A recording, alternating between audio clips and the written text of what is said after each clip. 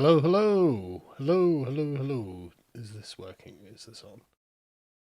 Have I got it set to the right microphone? Chat, can you hear me?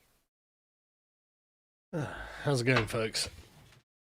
Tweets at one. It's not well. I just calm down. Jesus Christ, give me a break. Good grief.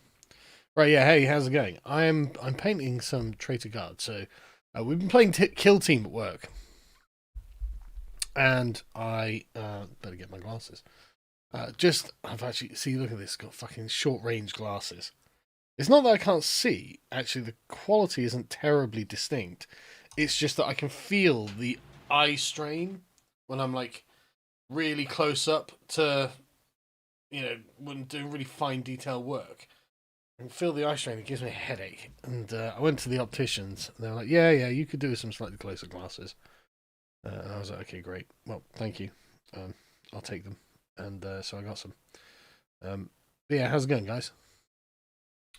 So I got this. I ordered this the other day before the announcement of custodes, and now I'm feeling guilty, but I fucking paid for it, and everyone at work wants to play Kill Team. So basically, I don't. We're playing on Tuesday. I don't think I'm gonna get it the thing painted up by then, which is a shame because I'd love to use them. And because I thought an Imperial, like Traitor Imperial Guard is a cool concept that is deeply underexplored in 40k, right? Well, I've got 10 that I'm working on. And so I'm thinking, right, okay, the color scheme, right? I'm looking at the box art, as you can see on the thumbnail. I'll tell you what, Kiefer, I'm doing pretty well. I haven't had any sugar in about, I don't know, 10 days, something like that. It's 7, 8 days maybe. And I'm jonesing at this point. Jonesing. Well, the optician was like, "Your eyes are really fucking good, actually, for especially considering your age." I was like, "Well, thank you very much." It just occurred to me that so I was obviously spray painting these black earlier. Why do my nails look like Alice Cooper? Don't know why. That's weird. Anyway, um, so yeah, the guy was like, "Actually, your eyes are really good, but yeah, you could probably do the glasses because everyone gets old." And I was like, "Well, I mean, at least I'm lucky on that regard." Um, but yeah, so I'm thinking about the color to do these guys, right? And I wanted them all to have a red, like a blood red coat, just so, and then black armor pads, like black armor plates, so they look obviously sort of chaosy, right? I'll zoom in a bit so you can see them a bit more clearly. Right, so they look obviously chaosy, right? I have not heard that, Tech Priest. Yeah, we got. It's always a good time to talk Warhammer, isn't it? Um, I don't know. I guess I should paint the trousers the same color, and then do other colors with it. Like so for the las guns. I'm not an Imperial Guard player, by the way. I've never painted an Imperial Guardsman in my life. Um, but I noticed that las guns for the Imperial Guard are kind of olive green, and so I'm thinking I'll keep all the weapons as like olive green. So yeah, you can get you can dye your clothes a different color. You can get new red clothes or whatever.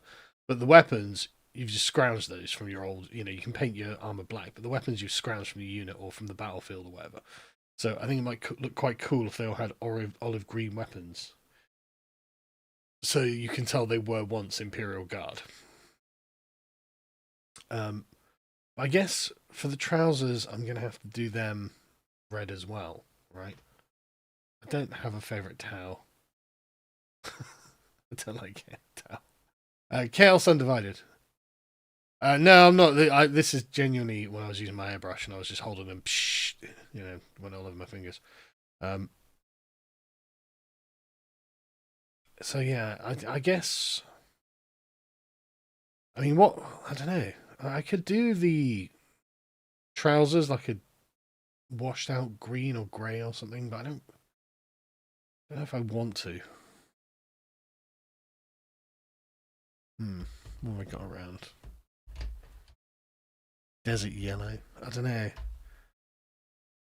Like, I want my traitor guard to look cool.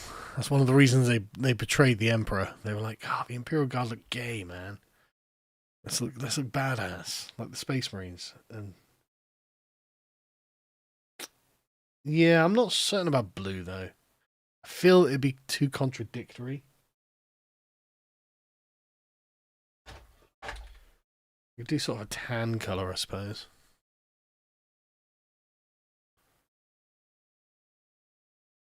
But I mean, if I just did them red, it'd just be easy, wouldn't it? So if you actually look at the pictures of normal Imperial Guard, I don't have any love of Tau whatsoever. Like, Tau just do not do it for me.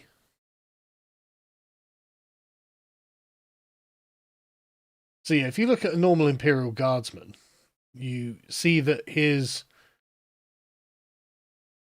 waistcoat and trousers are the same color, and he's got black boots, obviously, which I'll do. Yeah, but I mean, for the regular Imperial Guard, it's just the same color. I'm going to do it. I'm going to do the same color. Yeah, I don't like the Tau. I remember the Tau came in and I thought they were gay. So I was just like, no, not into this, I'm afraid.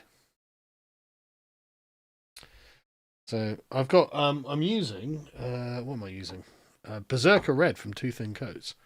And it's a lovely color. Yeah, it's a lovely, like, because the thing about finding a dark red, right, is it's difficult to find a dark red that isn't, one, desaturated. Flesh Terror's Red from GW is guilty of this. Or leans too heavily into pink and purple. So it looks like bruised flesh or something, right? But the was it Berserker Red? It's sufficiently sort of brownish, but not brown. Obviously, it's still red. You can see the compared to the brown there, right? But it's sufficiently balanced in that way so that it looks just like a darker red, and it's lovely, lovely, lovely red. And I really, really like it. I've been searching for a good red that doesn't go sort of purplish for a long time. So well done, Duncan Rhodes. I'm a very big fan of your paint range. It's a great paint range. Yeah, I don't think I'll get these guys done for Tuesday, which is a shame. But so I'm really looking forward to playing them because we didn't know how to play Kill Team at all. By the way, last week was our first game, and Thomas turned up with his Imperial Guard Kill Team, and he didn't know how to use any of it, and he didn't realize that weapons didn't have ranges on them.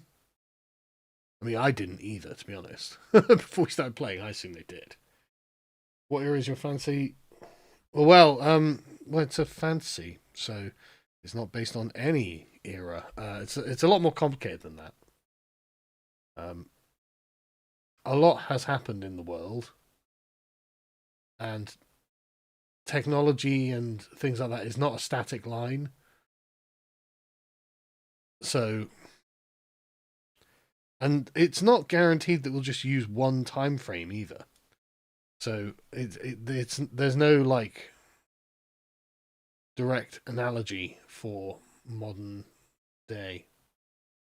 I'm basically just blocking colours at the moment just to get the majority of the colours on, and then I'm going to go because I mean, if I get the majority of the colours on, then I can at least put them on the board and not be ashamed, even though they won't look good. I'll have loads more to do.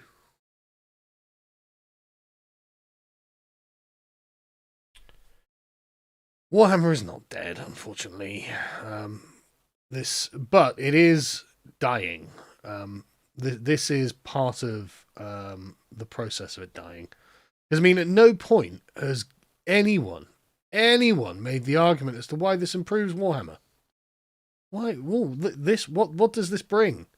Nothing. It's literally the. I said it in the video. It's literally the Stone Toss meme. Improve Warhammer. What do you mean? What does this bring? This brings nothing. Obviously, there's no. Why would we want to do that? Yeah, I mean, that's fine. That's fine. I don't hate it. I kind of wanted. Well, if it helps Armored, I mean, the stream has literally only just started, so um, you haven't missed anything yet. But yeah, at no point is anyone like, ah, yes, this is how this helps Warhammer. Um, I was gonna.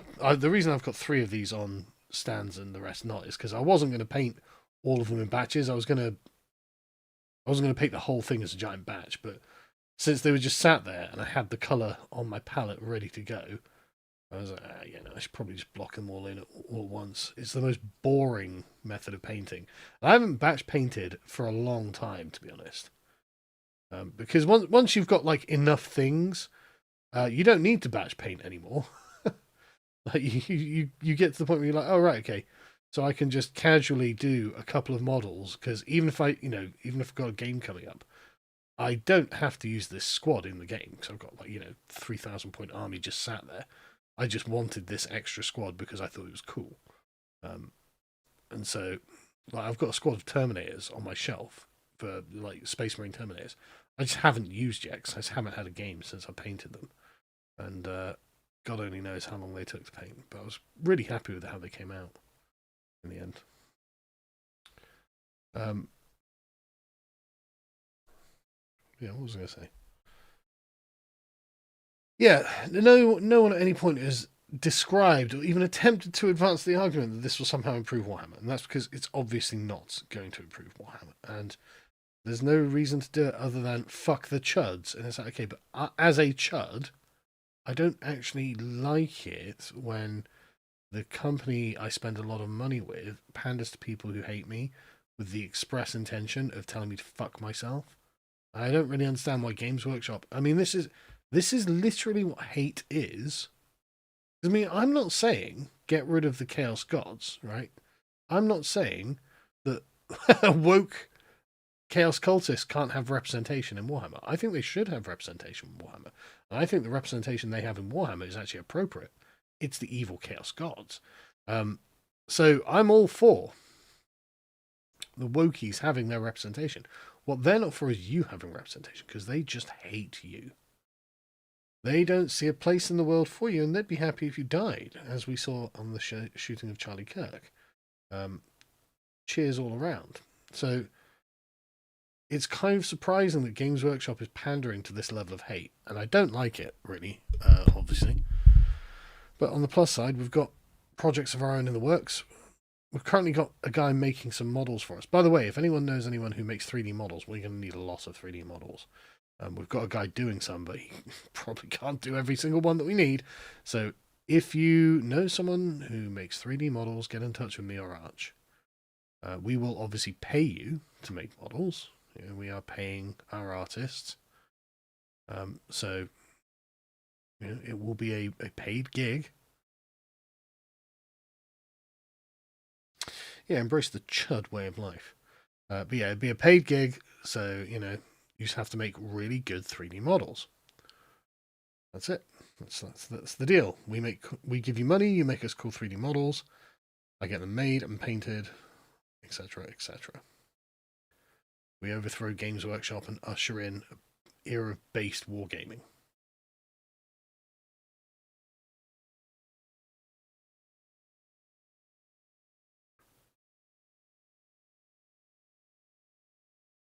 Problem with the 2 thin coats, though, it really means 2 thin coats. Games Workshop is yank? No, it's not.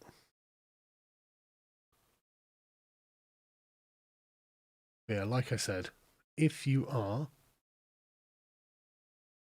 a 3D modeler, get in contact. But just to be clear, proviso, you have to be good. I'm afraid we are running a meritocracy. We've got no base DEI hires, I'm afraid.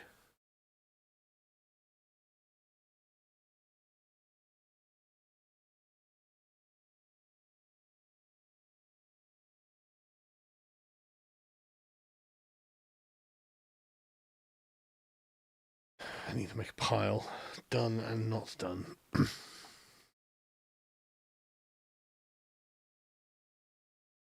Yeah, well, like I said, I bought this before they announced the custodes. So I do feel like something of a traitor, but I've already paid for them, and everyone wants to play Kill Team. So until our game is ready, don't really have that many other options. You can be like, oh, you play Battletech? Yeah, I could. I've got loads of Battletech. But the problem is, Catalyst are as fucking woke as anything as well. So what difference does it make?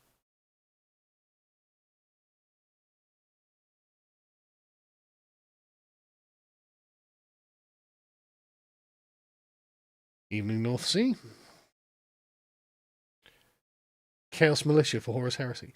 Yeah, well, you know what? Chaos Imperial Guard seemed to be a deeply underserved niche. Like, it's really weird. Yeah, we've got entire legions of traitor space marines. What? And the Imperial Guard never suffer from defections to chaos? Find that hard to believe, to be honest. And, like, you know, that's an interesting and different thing. You know, something very, like I said, underserved that is a cool, interesting other angle to us explore.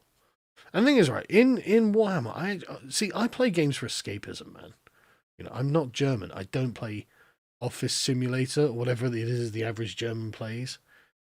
Spends all week at work, does all of his overtime, gets home, logs into Office Simulator, files TPS reports, whatever.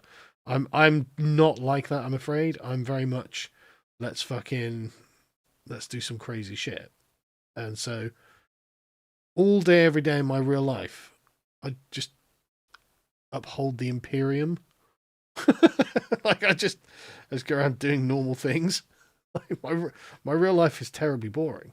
Well, no, it's not boring. Obviously, I'm very happy with it, but like, it's not. I'm not doing anything that pushes boundaries.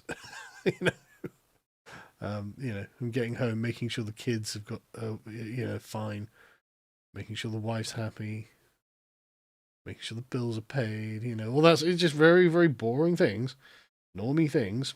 And so when I play a game, I like to play things that aren't normie. Like, Space Marines are pretty normie, frankly. It's not that I don't like Space Marines. Obviously I do like Space Marines. The Space Marines that really won me over to the game initially, to be honest. But I just like playing the evil factions. I think that's fun. Yeah, I'll do.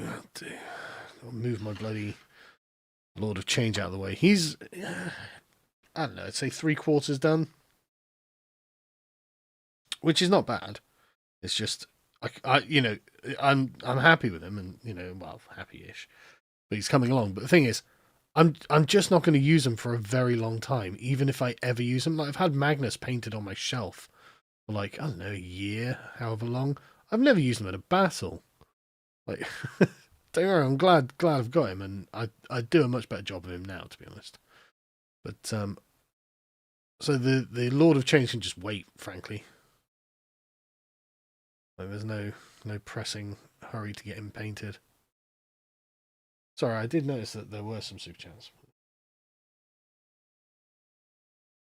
You guys are eating wheat, gross, corn. Told to be a space marine, maybe I want to worship corn, but have the strength to do a judo flip space marine type logic. Well, yeah.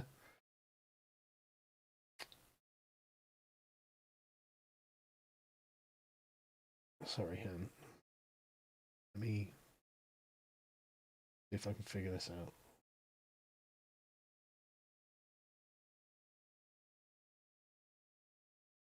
Yeah, right, yeah, okay, that does work. Okay. So yeah, what was I saying? I can't remember what I was saying now. Oh yeah. Yeah, I like to play things that aren't the normie things in games. Like, I'd love to have a Genestealer Cults army at some point. I just really like the Patriarch model. I just think it's neat. Just total Marge Simpson moment. I just think it's neat. I think I could do a nice job painting it, It'd look good on the table. But I just don't have the patience or the finances to just buy a Genestealer army and then get it painted to a good standard. I haven't got the time. Kill Team's actually a really nice size. So you got 10 guys. Oh, 10 guys? Oh yeah, I can do 10 guys. Like, that's actually achievable. I got the Ogrin and Enforcer as well, but I'm going to paint them last because I don't know what my colour scheme is. I want to get the colour scheme down on the normal guys first. But yeah, they're cool, and it's going to be a cool kill team, and I'm really looking forward to getting slaughtered. So we had a game the other day, and I made up a Thousand Suns kill team, and it absolutely butchered Thomas, one of our producers, with his Imperial Guard, because he had no idea how they worked. And I had no idea how mine worked either, don't get me wrong. You know, I didn't do any special flashy things. I just had Space Marines. And so I just gunned him down. Because Space Marines can gun things down. So I'm going to get this little Traitor Guard Legion, or kill team even. And I'm going to learn the rules for them and actually try and play them properly. Because they look cool, man. And like I said, they're interesting and unusual. Who has Traitor Guard? Like, no one has Traitor Guard. That's what I like about it. I like being a special snowflake. And having things only I have. You try and get Elon's attention or have him buy Games Workshop. I mean, try and get Elon's attention and have him donate a couple of £1 million to me. That's what we need. I'm going to have to raise a lot of money in the near future. And it's not for me either, it's for the business, obviously. You know, none of it's going to go on me, just in case anyone was wondering. You know, my my Warhammer army will stay the same size, unfortunately. But we need to raise some money. Not because the business is in trouble or anything, but like we're doing really well actually. But the thing is, like when you get to certain levels in business where a load of options open up to you, and you can go big or you can keep grinding. And we've been grinding for 5 years, and we're in a really good position, right? Like we're really well thought of in our space. We've had some really good wins recently. Everything's coming up us, and it's like, okay, we're in a position where we could go big and really make an impact, but we need a bit of security and backing to do that. Obviously, I don't mean like sell out to Israel or something. But what I mean is, you know, I probably have to sell some shares in the company and things like this, right? So at the moment, I own 100% of the company. Now, I am well aware that I will, whatever happens, I have to control 51% of the company to make absolute executive decisions. So, but basically, that does then mean we've got 49% that's up for grabs, right? So we could probably raise a lot of money out of that. And that would put us in a really favourable position where we'd have the ability to do a bunch of things that we just can't do at the moment because we're in. The office isn't small, but it's not big. It's about 3,000 square foot, which is not tiny. I mean, it's a lot bigger than the original office we started in, but it's not gargantuan. It doesn't allow us to, it does keep us hemmed in a lot of ways. And there is a building near us that is incredible, massive, fucking Titanic, and not that much to buy. Actually, it's been on the market for a few years. It's quite affordable. So I'm like, but it would cost a lot of money, and it'd have to be done up on the inside. And it would take time and money that we don't have yet, but we could get access to. So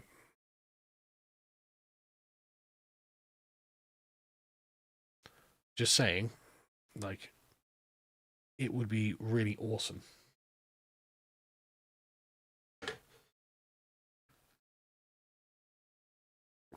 Do you risk a US style? You must ensure that stakeholders make more money kind of law. I'm not sure, to be honest. I have to look into it. But I mean, obviously, we're trying to make money because we're a business.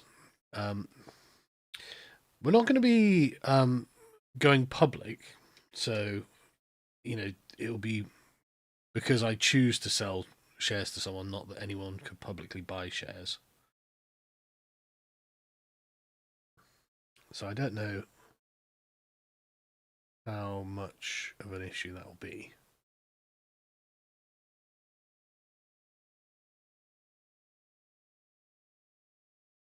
I guess I'll ask ChatGPT. But yeah, I'll look into it. I mean, like I said, I haven't done anything. This is all just speculative. But basically, I mean, we'll probably do a crowdfunder first before I do anything to get a feel for the amount of money we can raise from goodwill, right? Because basically, what I'd want to do is obviously raise the minimum possible from investors and raise the maximum possible from goodwill. I mean, I think we've worked really hard, right? I think we worked really, really hard. And I think that us being independent is a very good thing, obviously. Blueberry, right? So, we're producing two games at the moment. Actually, we began making a really big sci-fi one. That's basically a sort of competitor to 40K. But then I had this fucking sterling idea for a fantasy skirmish game, and my god, am I happy with it? I'm really excited about it. It's come together really well, and we're currently, and because it's much smaller in scope and scale than the sci-fi one, we decided that what we do is make this first, because obviously we don't have any of the infrastructure or experience running a wargames company. But we can get that through the smaller scale skirmish game. And then once that's up and running and it's its own thing and everything's going very well, then we've got the experience that I think will be required to get the bigger game, the bigger in scope game, up and going as well.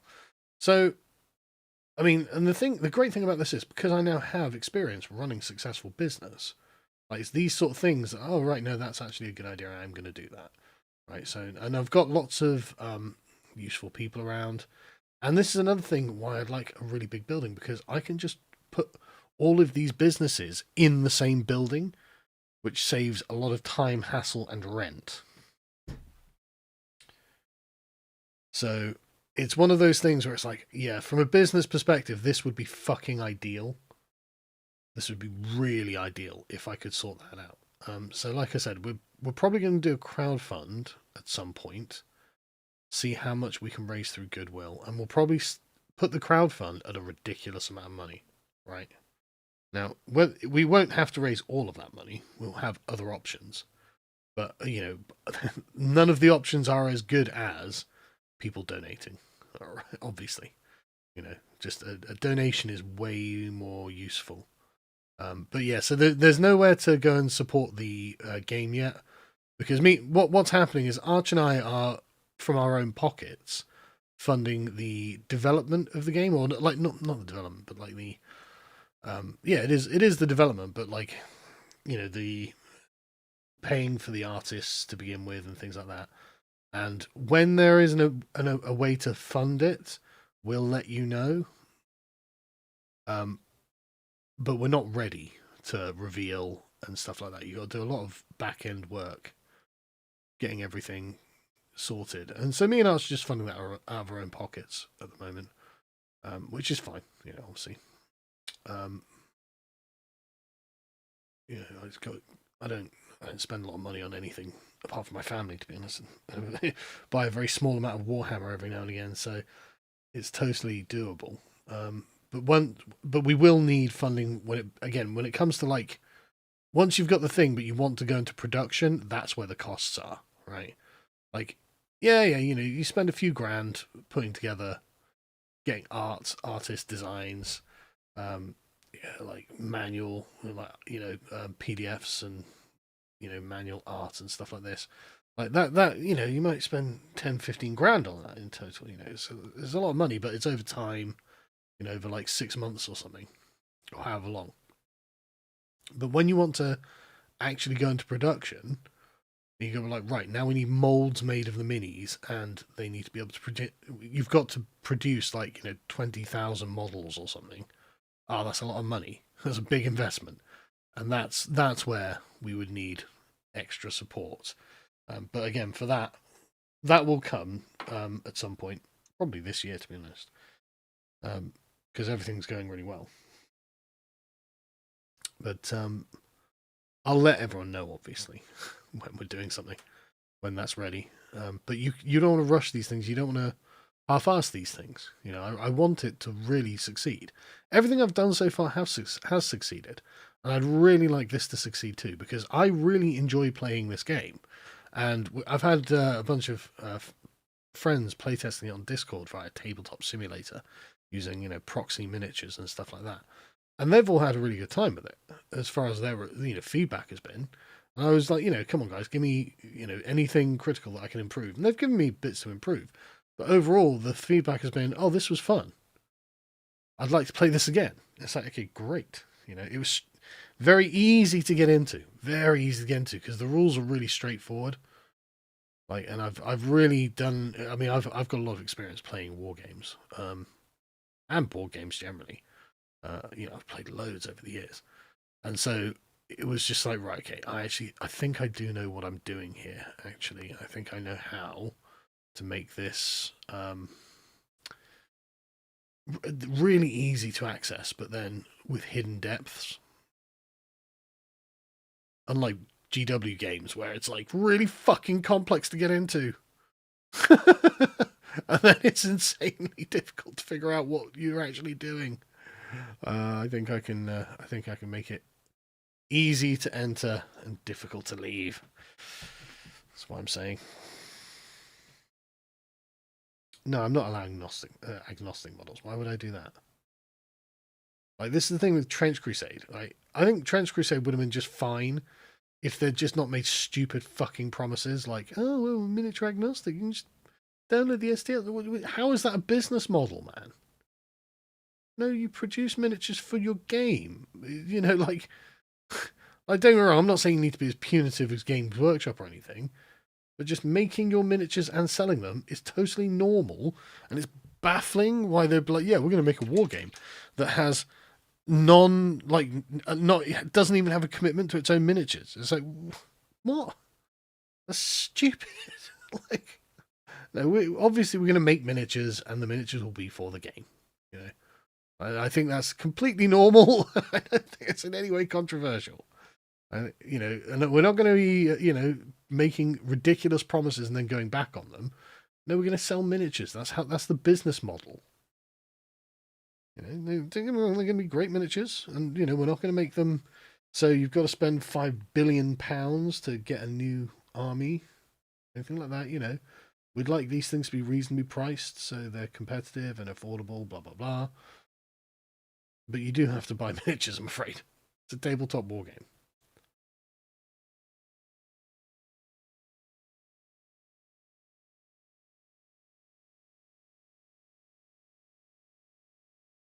Yeah, exactly. Trench Crusade just made a bunch of really stupid promises. And it's not even that, like, the way, like, you can make stupid promises and then come out and be like, yeah, guys, we didn't realize. We're sorry. We're retarded. We didn't realize that we couldn't keep this promise and have a business. So basically, business logic demands that you do X, Y, or Z. We're really sorry, guys. We just can't do this, and hopefully understand. But here's where you can get like the Trench Crusade minis or whatever, right? But they weren't even like humble about it, were they? They were twats about it, and it's like, okay, what is your problem? Um, Hank, I'm going to write a book or something to explain this once I've got some time, because there's a lot to it. But basically, I did a couple of degrees in philosophy and was like, oh yeah, right, no, this is nonsense. Liberalism doesn't work. Did you ever play Frostgrave? Grave? No, I didn't. What's Frostgrave? Never heard of it. Let me put it in a browser window.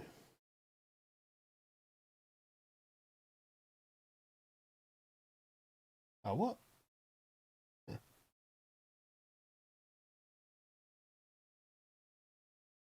Interesting.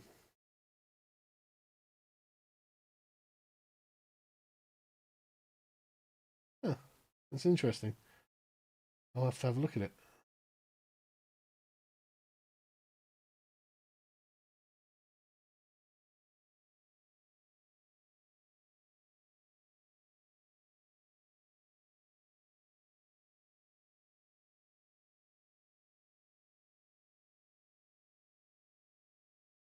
Yeah, no, I'm not seen this before.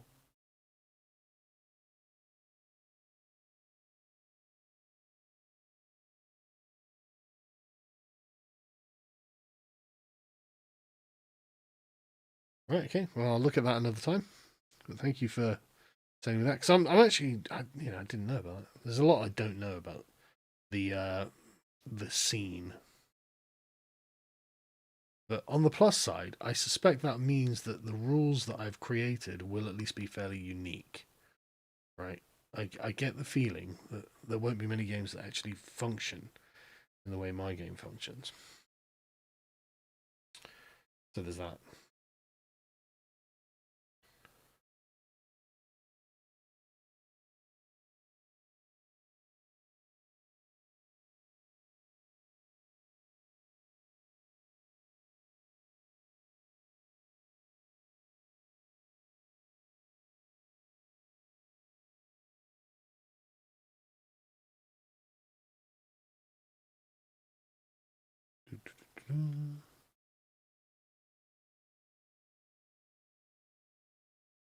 But yeah, the stuff that me and Arch have been working on has been really, really happy with it. It's coming along well.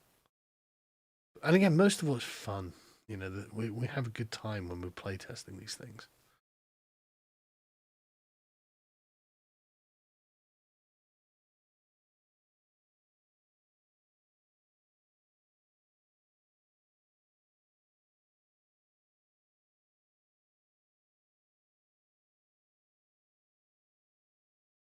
God, I do like these two thin coat colours, but I do wish they were slightly thicker and slightly better coverage.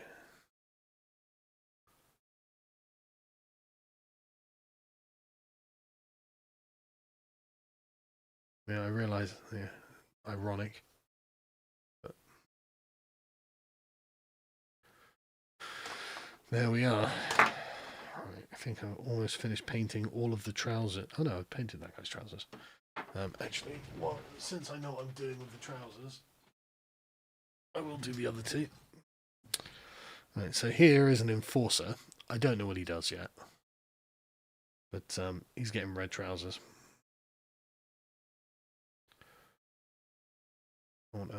I I like the forces having a kind of like uniform.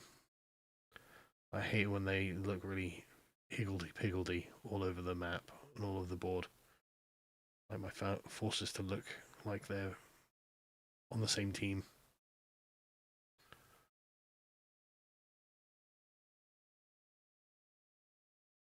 Don't know whether you can see, but I drilled some lightning coming out of his power claw, a power fist. Because that was a really nice effect I did on some Terminators. I'm like, well, I'm using that more than once.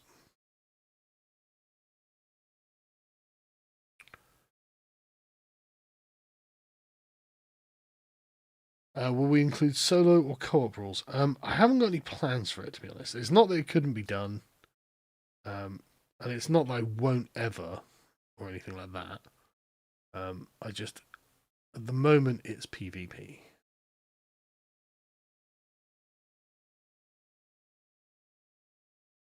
But I do want a kind of campaign.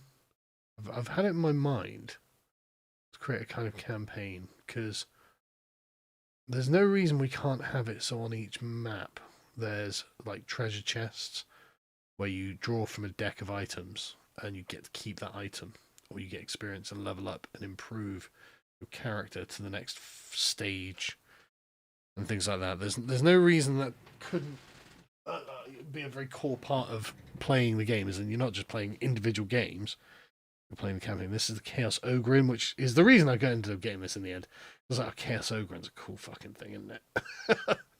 Like, how can you go wrong with a Chaos Ogrin?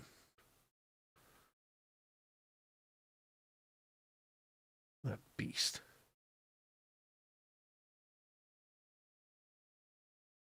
The flaw with the Space King series, it means the furries won against the Black Templars and the Furry Crusade. Yeah, I tell you, those Black Templar videos were so funny. Flash kits, really, really good. But I mean, the Flash kits are just so good anyway, aren't they?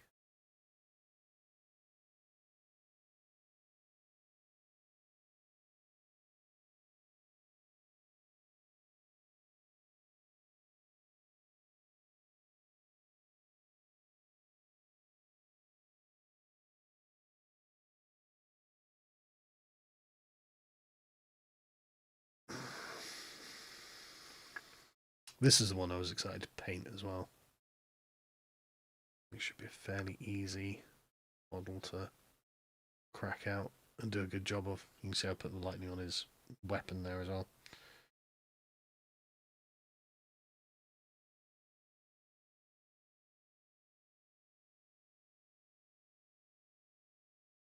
It'd be easy to paint.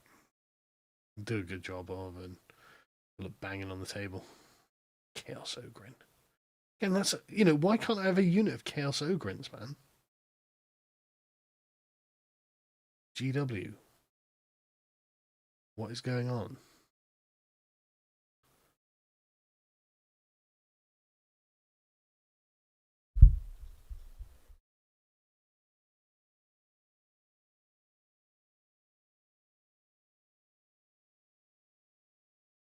GW, why don't I have a Thousand Suns Psycho Dreadnought? What is going on? Why are you leaving these obvious gaping holes in your own property that could be filled with really cool things that people would buy?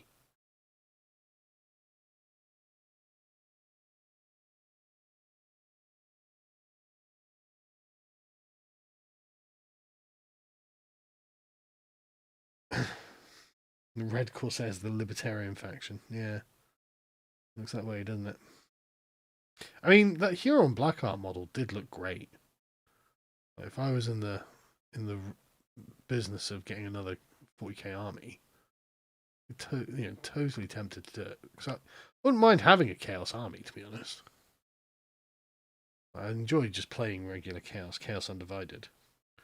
There's some great stuff in that. Like I really want the Archlord Discordant. It's such a cool model, and it's powerful as hell. So, you know, you could really see that thing tearing shit up. Pete has one, and he used it against me once, and it fucking pain in the ass. So I'd like one of my own, and I think I could paint it really nicely. But I just don't really want to start a new army.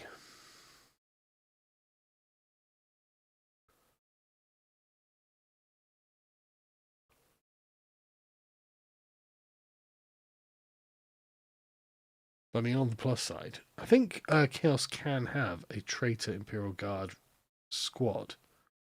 Obviously not the Ogrin, but like just the normal ones with las guns. So if I did end up making a Chaos Undivided army, I could use these guys.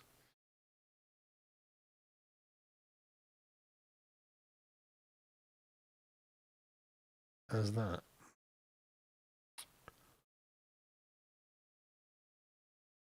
Yeah, our own project is coming along well. I'm happy with it. So the thing is, well, like we've got, I've been thinking the important thing is story, right? Obviously, you've got to have a lot of good stuff, and the game's got to be good, blah blah blah. But the thing that takes it to the next level is story, and I've been thinking a lot about the world and the backstory. This is why when the guy's like, "What time frames are set?" and it's like, well, like the world is up and down, and your actions in it are important, impactful. You're doing something for a reason. And I'm sick of Grimdark as well. Fucking hell am I sick of Grimdark. Grimdark has become the sloppiest, laziest, cop-out bullshit of way of framing any new thing. Like when Trent says, "Oh look, this is like ultra Grimdark," I say, "Oh wow, was that your own idea?" It's totally unoriginal. And I was right, okay, gay. You know, especially as Arch did a really great video on the world of Trench Crusades. Like, but this isn't a desperate struggle. The humans are clearly winning after 1,000 years of the demons not making it any further than like the Middle East or whatever. Like this is not a desperate struggle. The humans are doing great. Like, what's happening? It's like, okay, don't get me wrong, the models do look cool. I'm not denying. You know, they're very original. Well, they're Nurgle, but they're cool looking, and you know they look gross. But that's not what I'm looking for. I don't want. There's no point trying to do another grim dark thing. But I don't want to. I don't want people to think it's going to be like fluffy My Little Pony shit either. Like the thing I'm going for. Leaning over on my shoulders, making my shoulder ache. Well, there will be obviously a meta, but I think that narrative is more. What was I say? Yeah, I like classic Western fantasy, and I like dark fantasy as well, where things are rough, but they have there's hope. There's a reason to do things.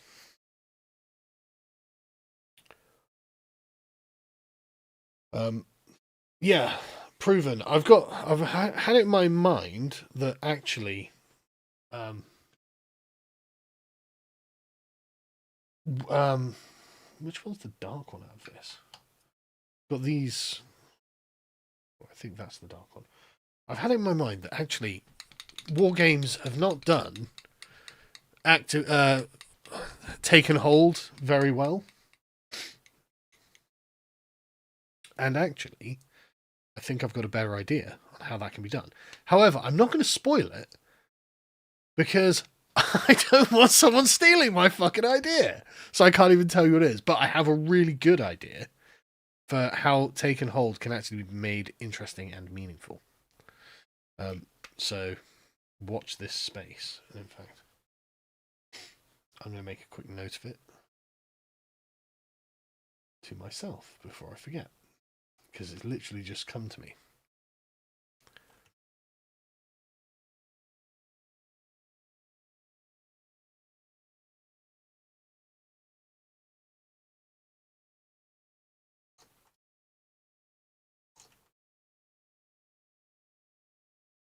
Right, so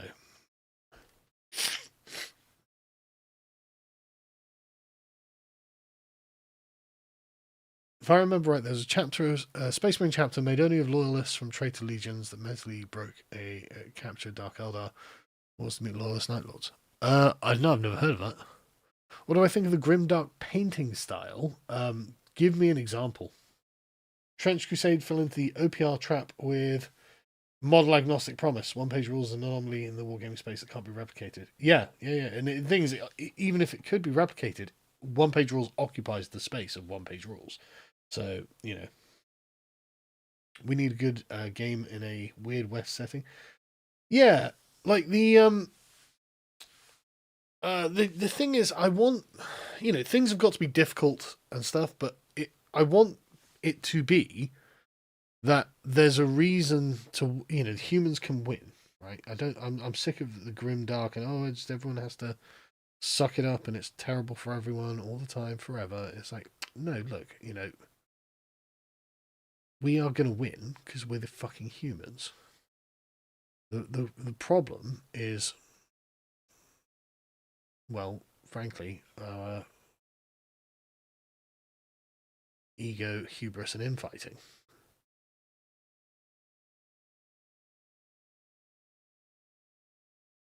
But I want, the world I've designed is dangerous, obviously. But, I don't know. That's not quite olive. Well, the green I'm looking at on my screen for Imperial Guard rifles is a bit darker than this and a bit more green than this, but not too green. I wonder what green they used. Because I didn't even have that many greens, to be honest. So, like I said, I don't paint normal soldiers. I'm actually a bit constrained on the greens that I've got.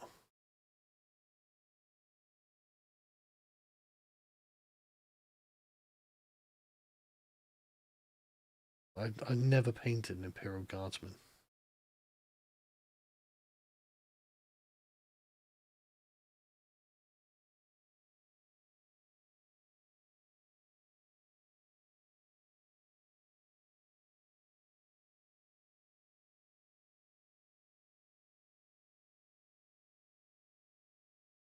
For some reason, my glasses are on top of my head.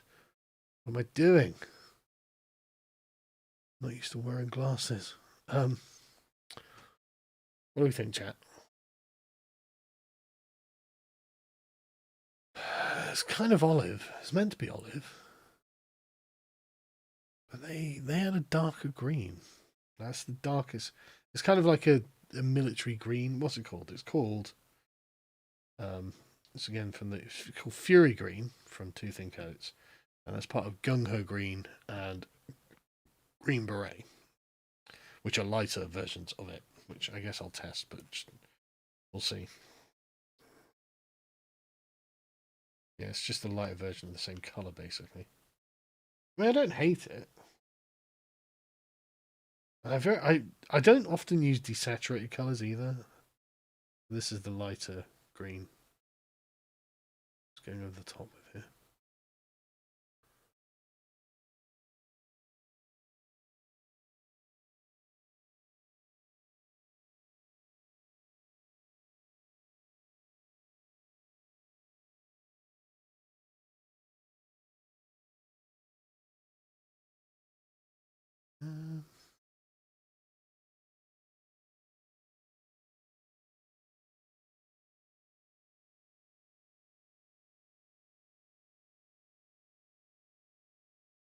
Well, I kind of wanted it to look like the weapons were just stolen. Because, I mean, like, you can dye your clothes, but what you can do? Paint your gun? Yeah, it's probably no point.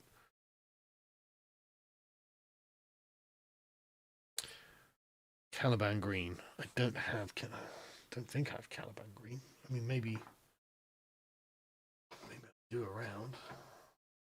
Right. This is the thing. I never actually. Put some. What's this? It's pretty deep green. Guess we can give it a go. We'll give it a go on a different one and see how it looks. Now, I don't want the rifle to be black because his armor's going to be black. I'm Craig Jones. I'm in the process of getting my first book published. If I sent you and the lads some copies, would you read it and tell me if you're shite? Send us one copy, and I'm sure someone in the office will read it. My problem is time. Right, I would love to read a novel. I would genuinely love to read a novel, but I can't. I haven't got the time. What are you saying about the grimdark fatigue in mind? What would be your vision of the Emperor waking up? Duma said it would be a bad day.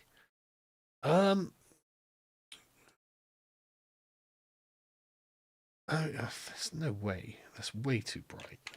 Way too bright. Yes. I mean, I'll show you guys what I'm talking about, but like, this is way too bright. It's just like,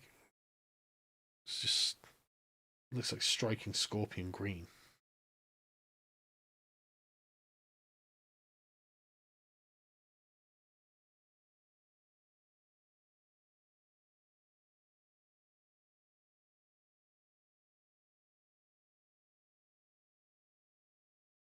No, I want a much more desaturated green than this.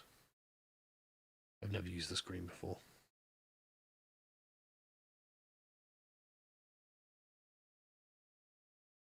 Yeah, I'm definitely not going to use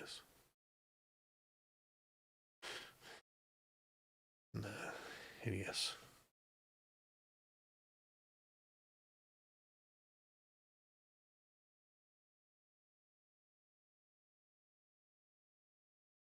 Much prefer the olive green, brown green. Right, I'm just gonna.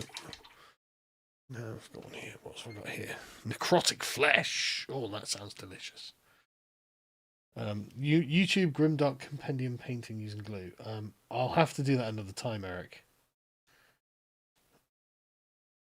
What do I think about Vision of the Emperor waking up? What do I think about the Emperor waking up?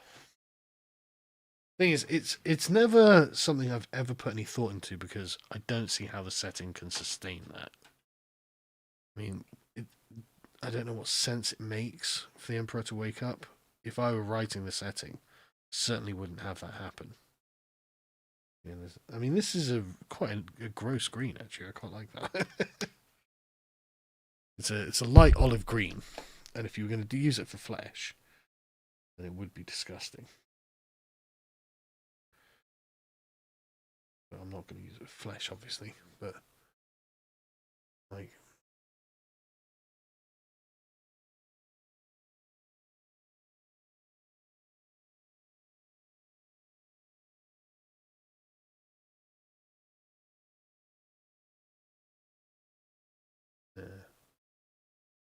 it's too light.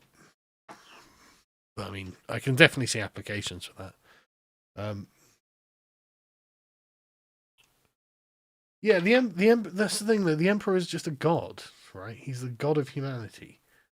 In the same way that the Avatar is the god of the Eldar. I mean, you could have representation of the Emperor, like, but that would basically be a Primarch, right? So since you've got all of these niches filled, what's the point? Give me a second. I'm just going to go see if I've got a Caliban green in an old box.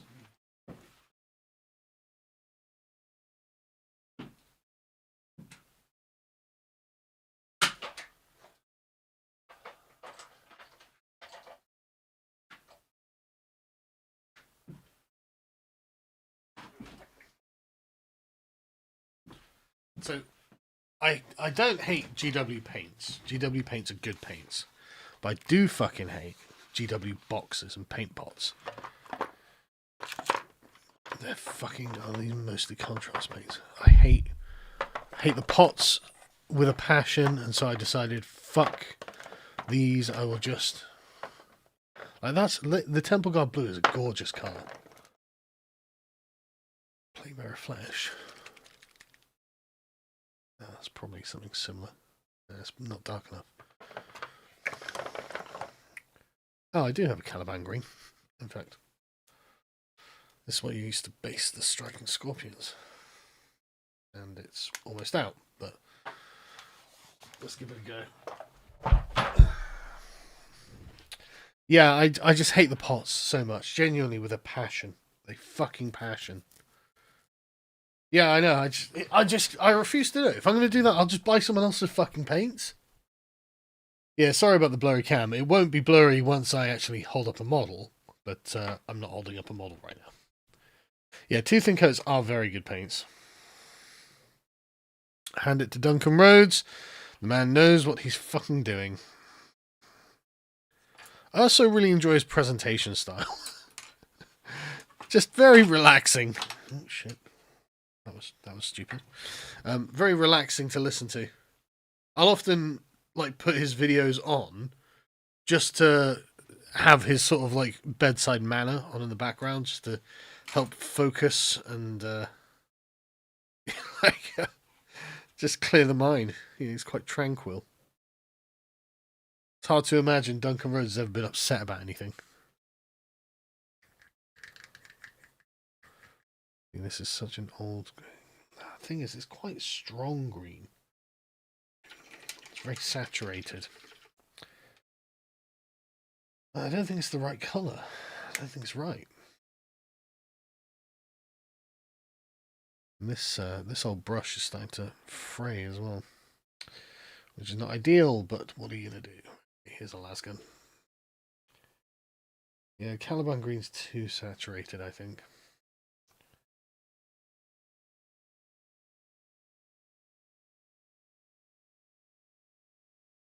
Yeah, frankly, it's too green.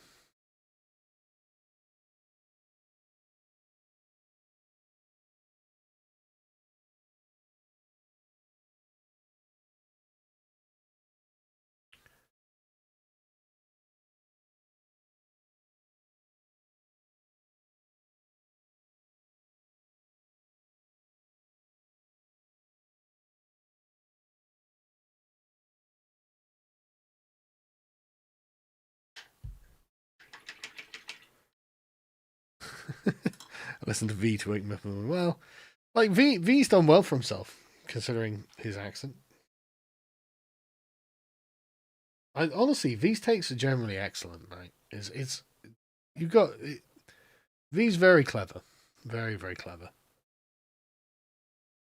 He has a way of seeing and explaining things that other people don't. I watch his videos fairly regularly still.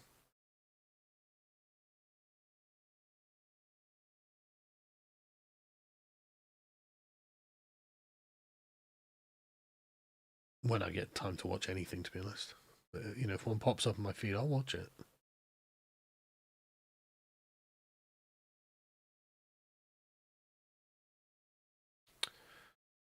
Right. I mean, it's not bad, but it's not. Again, it's too green. I want this darker olive. Maybe I can.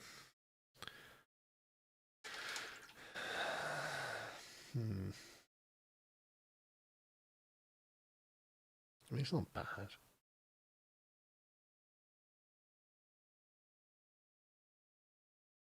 Yeah, that's right, Sabian. No one else plays them, so I'm like, yeah, I'm gonna play them.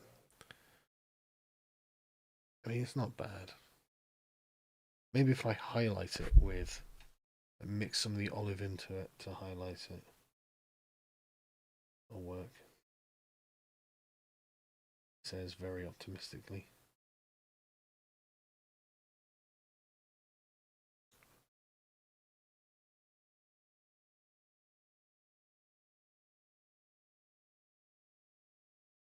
Just doing very rough and ready at the moment. Nothing special, just to get a feel for the colours, how they work together.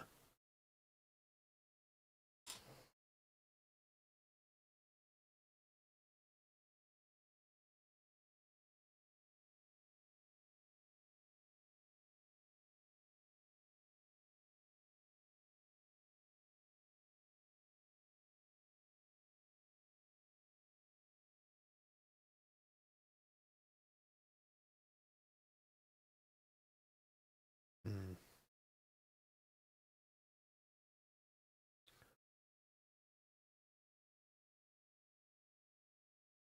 Darken the original olive down with Caliban green a bit. Yeah, that'll come out. Sort of colour I'm looking for.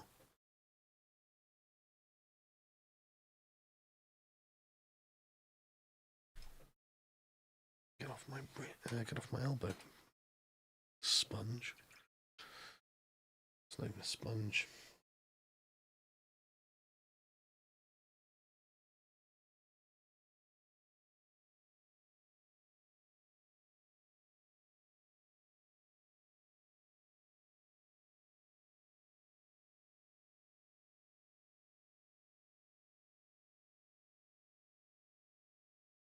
Hmm.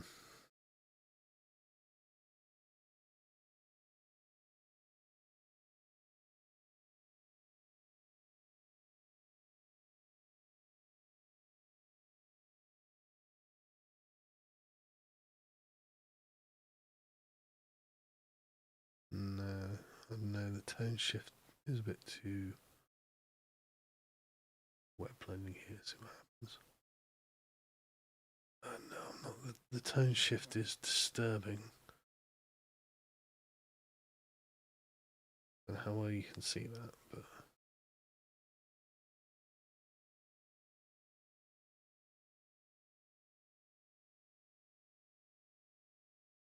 I mean, well, no, the tone shift is too much. I don't hate it actually. Now that I'm looking at it, so the top bit there is where I've blended it better.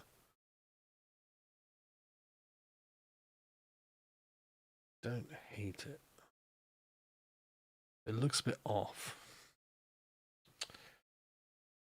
Maybe some caution stripes. Well, I'm terrible at that. Yeah, V has takes that make me think, why didn't I think of that? Yeah, I agree. He often cuts through a lot better than other people do. And yeah, I find I don't hate it. Don't hate it, but I don't love it. I don't love it. I'm not gonna go for it. Compared to, I think maybe what I'm gonna do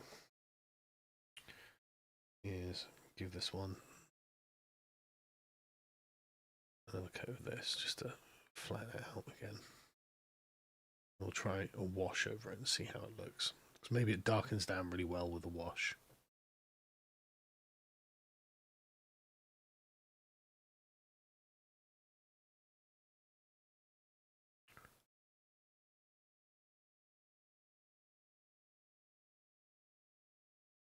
This is the thing about paints is you've got to know the paint, right?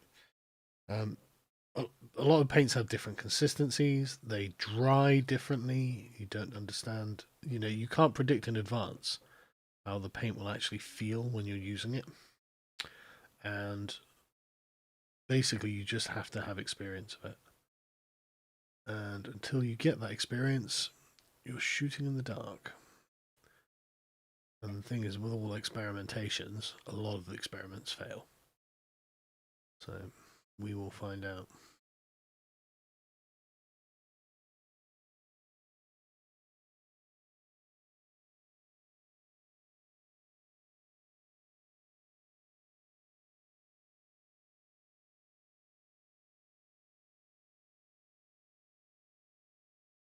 I mean, given the other experiments, I prefer this colour over the others. So the Caliban green one is weirdly stuck in my mind.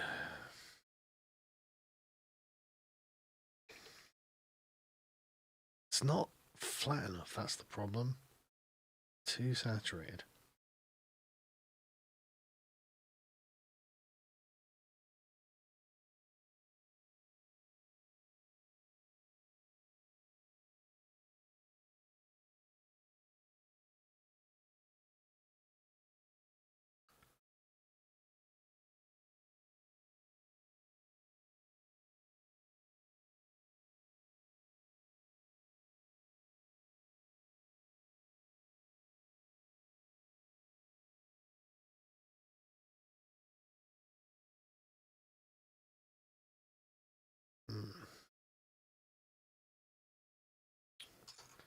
And the top of this one is green beret, which I assume is a very bright olive. I haven't used it before because I don't paint Imperial Guard. Or soldiers, generally. I mean, Space Marines.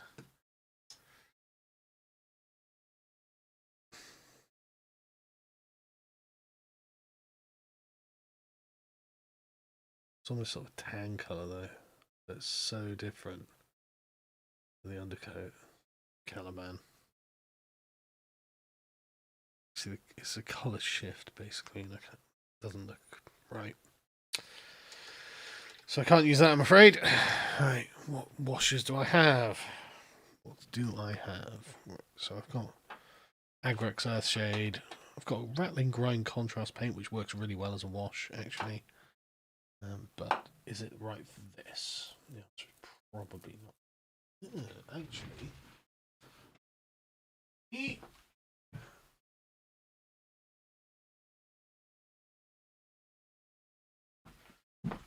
I have 2 thin coats green glaze.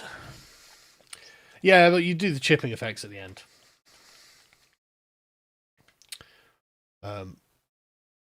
Working on my Master of Law, looking at the real world effect of net zero laws, regs on food security. Yeah, just send it to contact@loadseas.com, man. I'm sure the guys would love to have it. But what if I try? It is just a green glaze. 2 thin coats. And maybe that'll change the way it looks. Give it more greeny colour. Yeah, I don't like camo. I think it looks. I don't like the look of camo.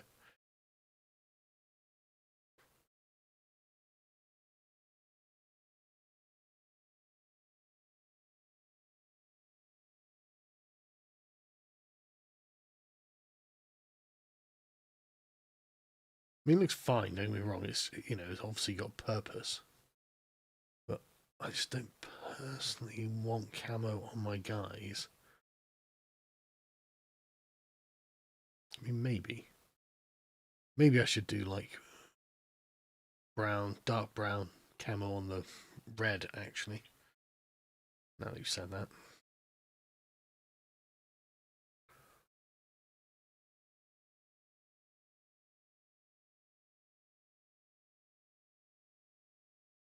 That probably would look cool, actually. Wouldn't that look like blood axes? Blood, like orc commandos. Okay. Let me think about that.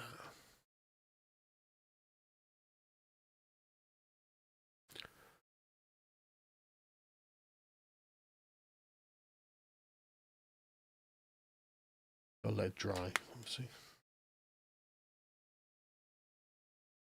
And what I'll do, I realise it's much more substantively green in the cracks. I'll put a black wash in those.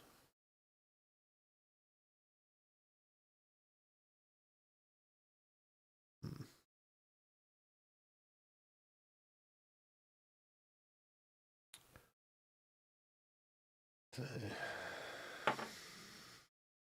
Right, let's keep experimenting.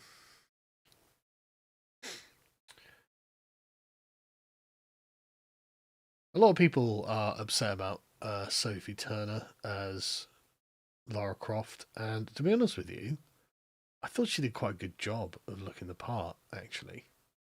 Because the thing is, if you actually pull up a picture of Lara Croft from, like, you know, the 90s or whenever it came out, her boobs are obviously big, but they're not that big. Like, maybe I just have a different perspective on what big boobs are. But I was looking and thinking, well, yeah, they're decent, obviously, but they're not that big. They're not, like, comically big. But actually, I mean, maybe it's just culture has changed since then, so that you know, like they've become actually not so terribly gargantuan and pastiche. And so, like, I didn't think Sophie Turner looked bad actually as Lara Croft. I thought they'd done a good job with the costume, and physically, she's obviously been, like, you know, working out or whatever, so she's in good shape. It's like, okay, well, that's fine. You know, whoever's going to play Lara Croft has to be in good shape. They've got the costume, the glasses were correct, and, like, she had, like, the right sort of attitude and air and bearing. So I was like, well, I don't really understand what people are upset about. This is as good as you're going to get. Like, you know, she's an English actress playing an English aristocrat video game character. And she's obviously gone out of her way to work hard, and the costume department have gone out of their way to make her look the part.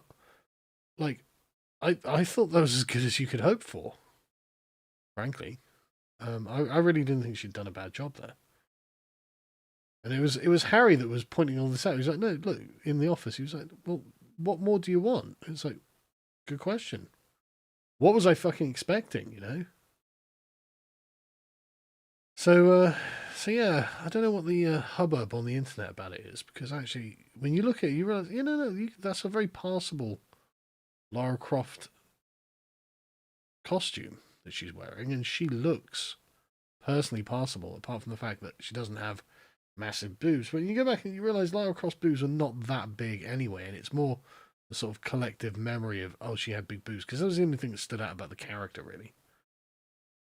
Like, the guys were like, oh, increase her boobs by like 50%, and they did 150%. They were like, bang, keep it. So, okay, yeah, great. I was never a Tomb Raider fan, by the way. Back in the day, I was never impressed with 3D graphics when I was a kid. I always thought I thought Quake looked substantively worse than Doom 2. And everyone's like, yeah, but look at the engine, look at, the full 3D. I was like, okay, looks like shit though. And if you go back and look at it, Quake does look like shit. Don't get me wrong, played many an hour in Quake, lots of fun. The Capture the Flag in Quake was particularly good. Loads of great maps, blah, blah, blah. Looked like shit. Right, so yeah, safe tennis aren't even triangular. Yeah.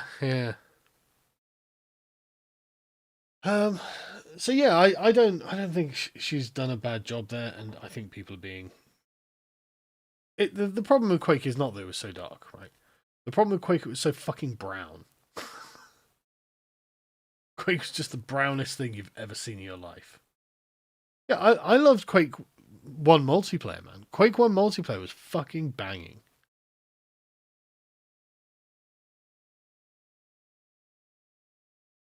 Really good. I really enjoyed Quake 2's co-op game modes as well.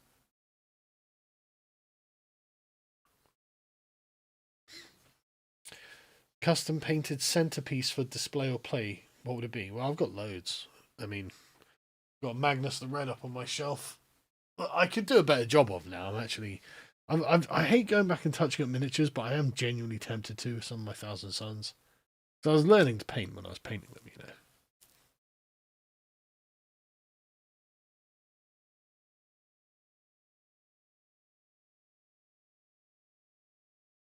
Yeah, Team Fortress was good. The capture the flag was really good. We had AI as well on the teams. It was really, really good.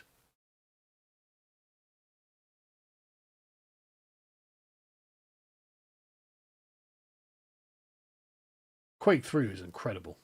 Arena shooter as well. Incredible.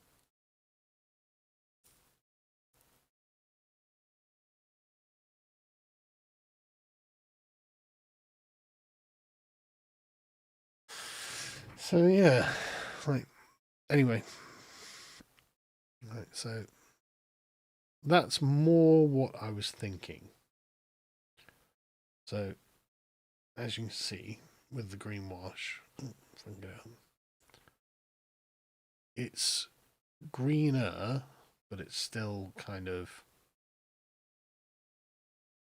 it's a slightly darker thing. That's not ideal. Let me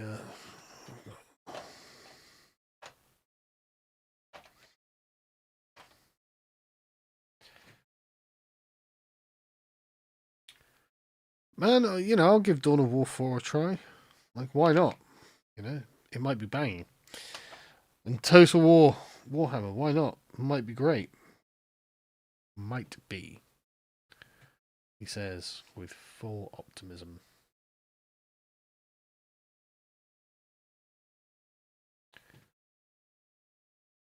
Might be.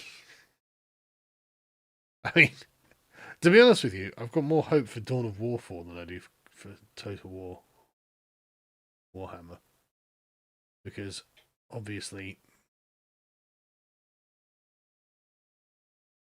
Creative Assembly fucking suck. In the same way that Games Workshop suck, frankly.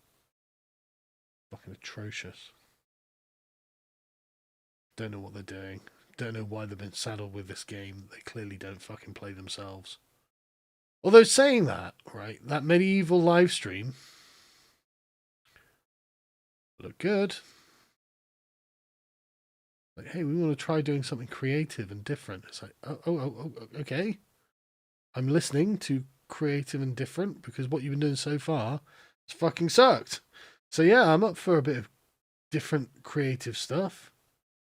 Lay it on me. And they were like, yeah, you just build directly on the map. It's like, great thinking, boys. And that is great thinking, to be honest. So yeah, just let me build the fucking thing.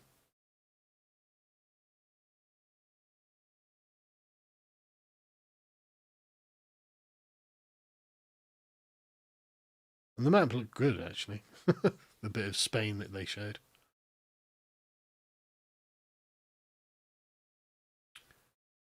Okay, well, don't know how I feel about this.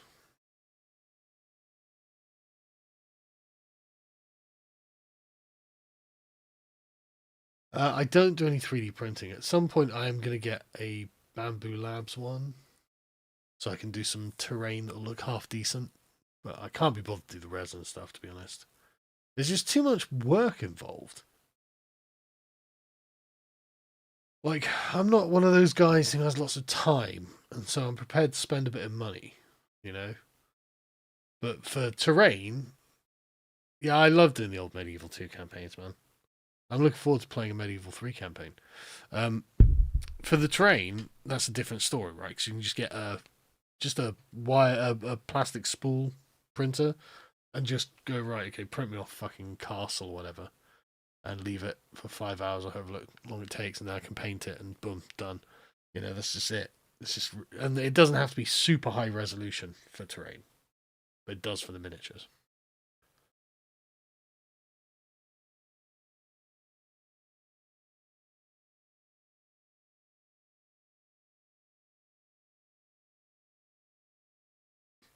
I would like to make DIY terrain. One of my favorite channels on all of YouTube is a guy called Eric's Hobby Workshop, and he does an incredible job making terrain manually. He's so creative, and he'll be like, "Yeah, I went out and got these things, and I did this, and it turns out you can do these, and this is a thing that someone's going to throw away, but I'm going to turn it into something incredible." And he does, and it's just like I just don't have that kind of patience or creativity. Yeah, I enjoyed doing that as well, but that was a bit of fun, but like it's not the sort of thing I could do on a regular basis, And so I need some like half decent looking terrain. I'm just going to 3D print it when I get my new office. Okay, it's definitely better. Maybe if I use the darker tone, but I'm gonna have to do the highlights first.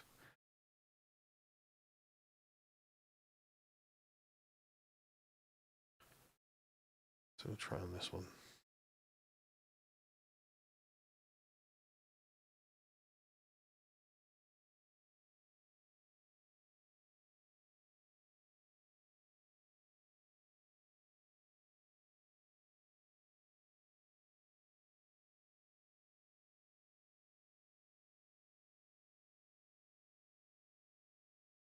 Yeah, he's making the giant titan. I know. I know.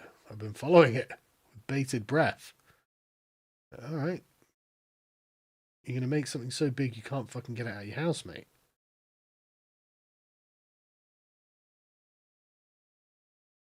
And don't get me wrong, it looks awesome. And I'm glad that like there are people like him doing stuff like that. Yeah, yeah, it's just fun. And he seems like such a chill guy as well.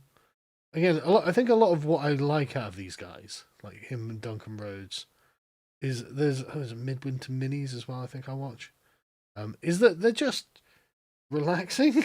It's just nice to get away from the tension of politics into some dude just being like, "Hey guys, I've got a cool idea for a cool thing. I'm gonna make this cool thing, and this will be cool. Let's go check it out." And it's just very very relaxing. You don't have to you don't have to stress about anything. Oh, shit.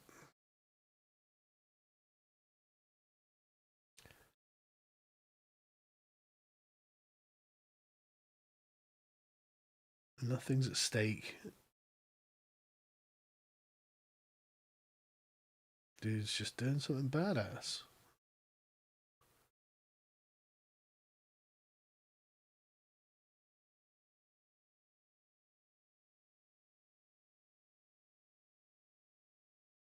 God, look at the state of this fucking brush. Um, yeah, dude's just doing something cool. Love it. Cool things. And after a day of dealing with politics, man, like screeching people on Twitter and stuff. I don't use Twitter nearly as much as people think that I do because I'm online. That's my job. Like I use it to collect information, right? So when something's happened, obviously you go on Twitter, and if you want to just keep abreast of current trends, when you're on the toilet, you log on to Twitter and see what everyone's saying. But I never get into Twitter spats anymore. Never get into any arguments. Just can't be bothered. Waste of fucking time. Always was, but like Jesus. Got too many things to do. I'd rather be doing anything than arguing on Twitter. And it's only when it's something really important. I think, yeah, okay, I'll go have a bit of an argument about that. But otherwise, I'd rather just make videos.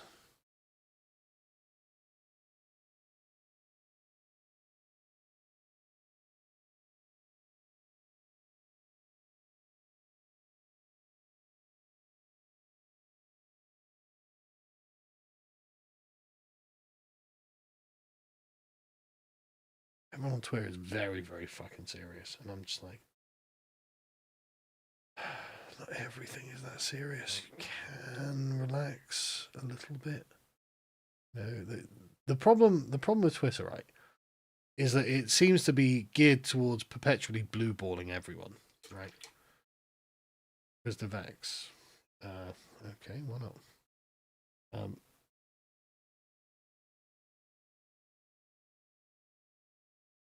yeah, Ian's Battle's another one I really like. Yeah. I love that guy. And he just seems like a really chill dude. Just seems really happy. Sometimes I'll agree with his takes, sometimes I'll disagree with his takes. But he seems like a really cool dude, and he's just chill and happy and enjoying himself. He's just really enjoying his hobby and the fact that he gets to make it his job. So he's just cracking on and having a good time. And it's like, man, what a lovely world he must live in.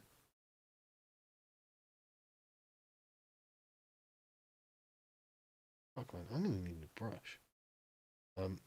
Yeah, what a lovely world he lives in. How relaxed. His country isn't falling apart. He gets to reap the benefits of Donald Trump. I don't know what his political opinions are. And I don't even care. Don't want to know. Not interested. I'm using the necrotic flesh as the top highlight here. It fits him really well. I'm going to have to get a new brush. I'm literally going to have to order myself a new brush in a second. This one is falling the fuck apart.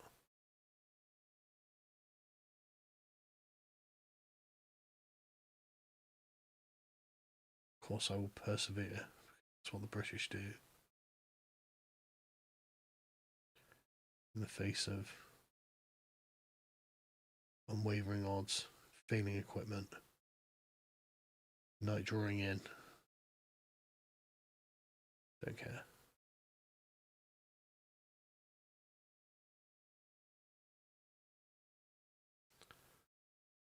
Right, how's that look? Right, so that's like what the basic highlights would look like, and then I'm going to try the darken. Well, fucking hell, that's very glossy. Why the fuck is that so glossy? No, okay, maybe I didn't shake that properly. Thank God for the Ultra Matte Varnish. You got Traitor Guard Army. That's cool, man. I do like the idea of a Traitor Guard Army. I think it's just interesting, right? Like, no one else does it. Yeah, England's in a bad way at the moment. I mean, everyone knows it. No point trying to hide it.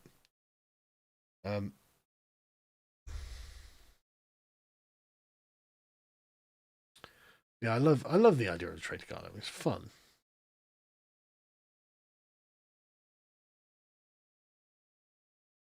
Let's put some of that matte varnish on. I watered it down a little bit, so if you leave it too strong, it kind of whatever the particles are in it clump up and don't look good.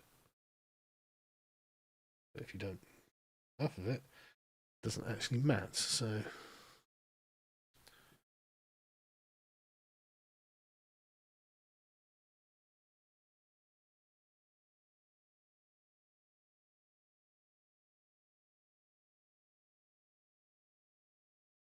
let that dry.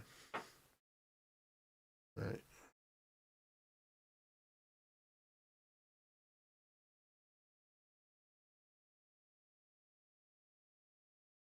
While that dries, I am gonna. What brush am I using? Because I was happy with this. Kolinsky 2. Oh wait, hang on a second.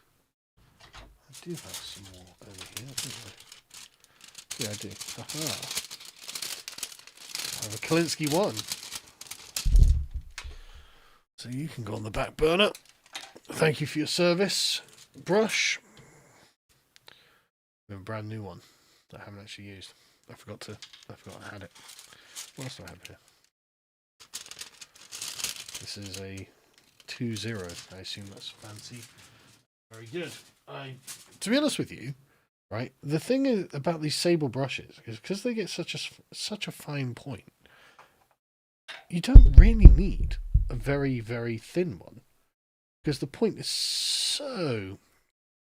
Let me just loosen this up a bit. The point, you can see that, like, the point is so fine. But what can't you do with that? You can do anything with that. So it's like I just didn't need to use a different one. You can get resin level deals on prints. Yeah. I appreciate that take a long time. The thing is, I'm not worried about the time because I'd probably just leave it on, then go to work or go to bed or something. I assume that's safe. Thanks, progenitor. Appreciate that. Really appreciate it. Yeah, I've got Crusader Kings 3. It's good. It's better than Crusader Kings 2, frankly. And I enjoyed Crusader Kings 2.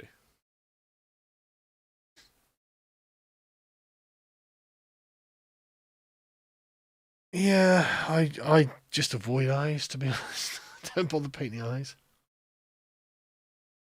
Can't be bothered with it. Too much work.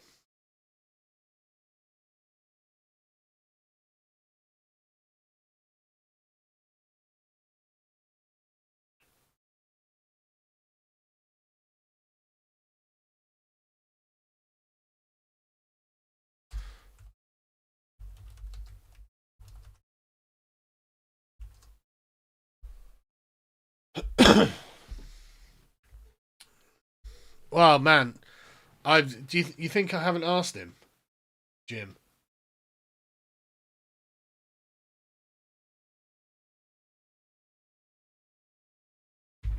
I've definitely asked Rupert Lowe to do something. Right.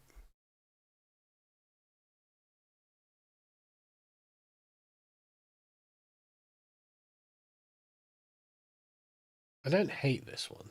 This one's the one that's been washed a lot. Let's give this one a go.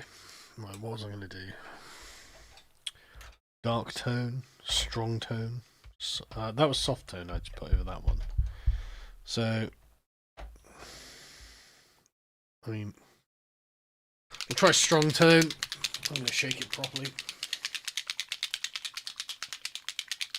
Yeah, I just use a drop of shade to hide the eyes. Exactly. I cannot be fucked. The thing is, I would have to just continue to do it over and over until I got it right, and I just can't be bothered. Just cannot be bothered. Especially as it's not like I'm competition painting, right? I'm painting for the tabletop, which is, I want them to look good, but like fucking hell, man, I'm not here to win prizes.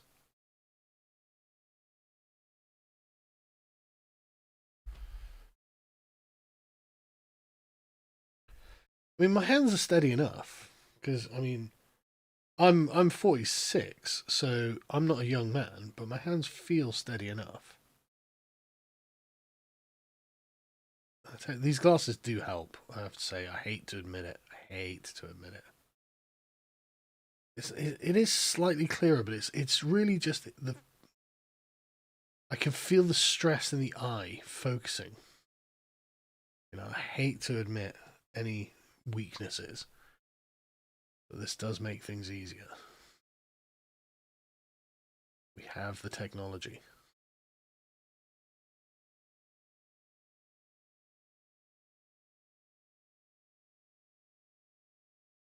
We can rebuild him. Boomer reference. Like, no one will get that. Well, I guess the chap who was 51 will.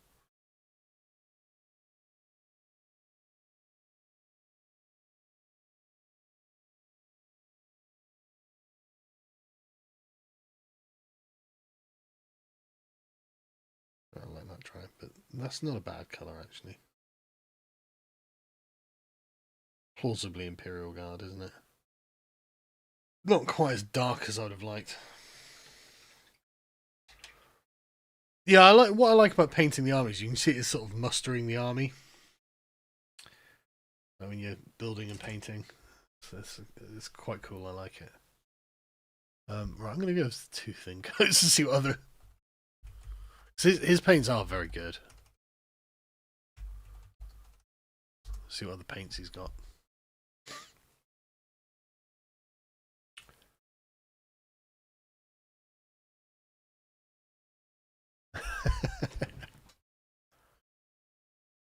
Oh, Wave 3 is out.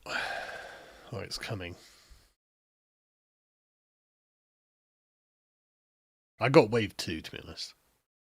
Right, so Wave 3 has Marine Blues. Stop. I want names.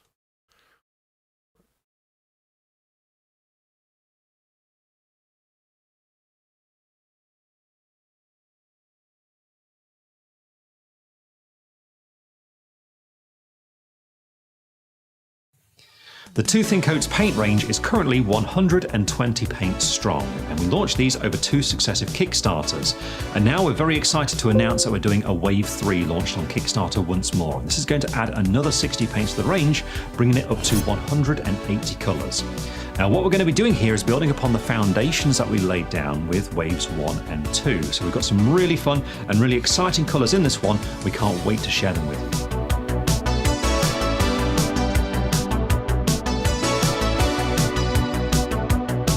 So what's in Wave 3? Well, first of all, we have 36 new acrylic paints divided up into 12 triads, each consisting of a shadow colour, a mid-tone and a highlight. Now, some of my favourites from these paints are some wonderful reds, they're really rich. We've also got some lovely vibrant blues, and we've got some sickly greens, so perfect for painting things like zombies or anything with the plague. Now also, we've got a really nice stormy sea green, so this is going to be ideal for painting your favourite traitors.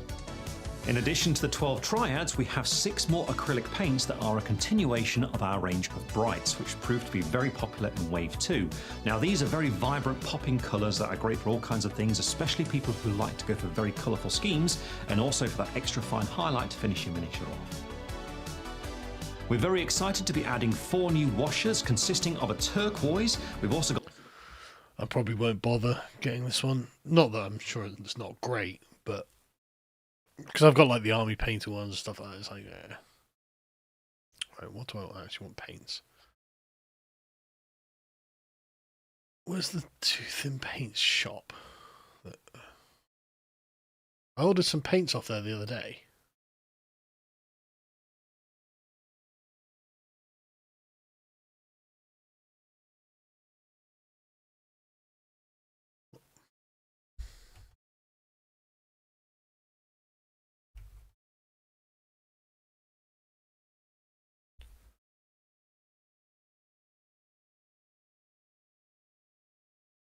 Am I fucking losing my mind? I'm sure they had a website.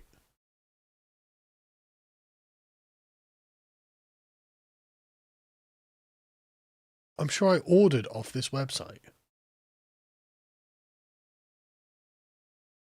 Right, just store, is it? Can I? Yeah, right, okay, yeah.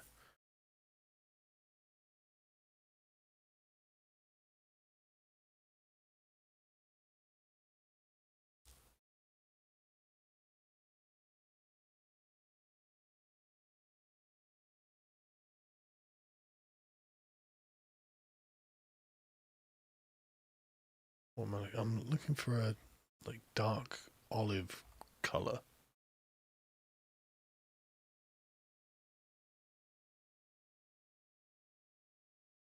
Hey, the kids. One of the kids is crying.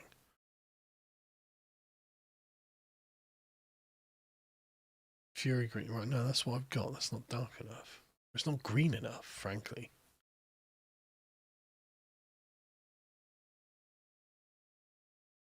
Hmm.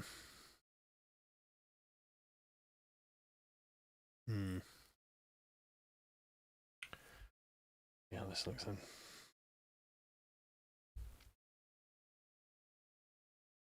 Well, still a bit wet, but I mean, to be honest with you, it's alright.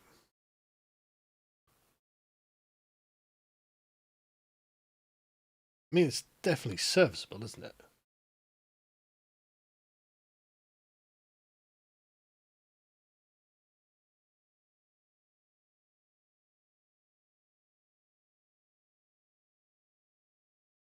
Hmm. I can live with that. I can live with that. That'll do. Right, give me a second. I'm just gonna go make sure that everything's fine. Back in a second.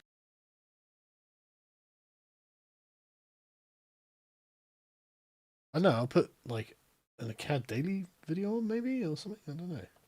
What should I do? I feel like I should Hassan Piker this. Yeah, passes muster. Yeah. I feel like I should Hassan Piker this, but I feel like I should play with at least one of my own videos rather than someone else's fucking video while I'm away. Like, what a cheeky piece of shit. Honestly, what a fucking... Can you imagine being that much of a scumbag?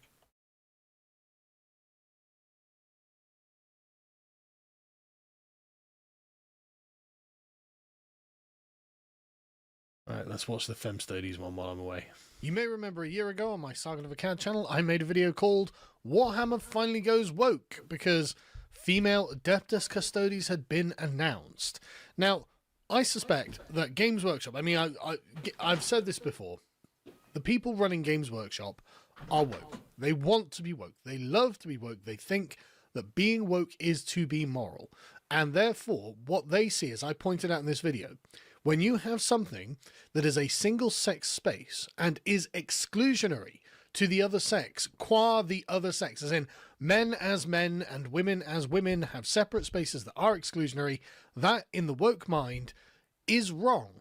They view that as being morally wrong. And I know that sounds bonkers. I explain why in this video. You can go and watch it at your own leisure, because obviously it is mental. Obviously it's mental. But we've been fighting the long war for a long time now, and them being mental shouldn't come as a surprise to us. But anyway, like I said, everyone chimped out at the time, which is appropriate, and everyone needs to chimp out now, because they've brand new Legio Custodes has been revealed. And I watched the stream of the revealing, and man, those guys on that stream look nervous. Boy, did they look nervous. Boy, they look like they were condemned men. They know, oh my god, we're about to literally kick a massive hornet's nest. Why are we doing this? I don't know, actually. I don't know. I mean, I suspect, and everyone's in the grapevine, apparently Amazon are trying to work with Games Workshop to produce a massive series or a movie or something about Warhammer, and apparently Amazon is asking for female Space Marines. And people think, well, this is probably the best that Games Workshop can offer them, because, I mean... you know, there's only so much suicidal insanity that Games Workshop can do. And then, again, not that Games Workshop doesn't want to do female Space Marines. I think they're just well aware that you don't mess with the core business model. And if a lot fewer people play Custodes, so let's screw those up instead. But anyway, here's the article of the reveal on Warhammer Community. You go down and you're like, okay, yeah, there's just guys in gold armor and a tank and a dreadnought. Okay, cool, yeah. Guys in gold armor, yeah, that's pretty predictable. And big tank. This is a plastic version of a resin model. Good idea, yeah. That looks cool. Big dreadnoughts. Ooh, I like dreadnoughts. They're cool. I'm not sure why you need a dreadnought with a shield, though. I mean, the reason that people stopped using shields is because armor advanced so sufficiently they didn't need them.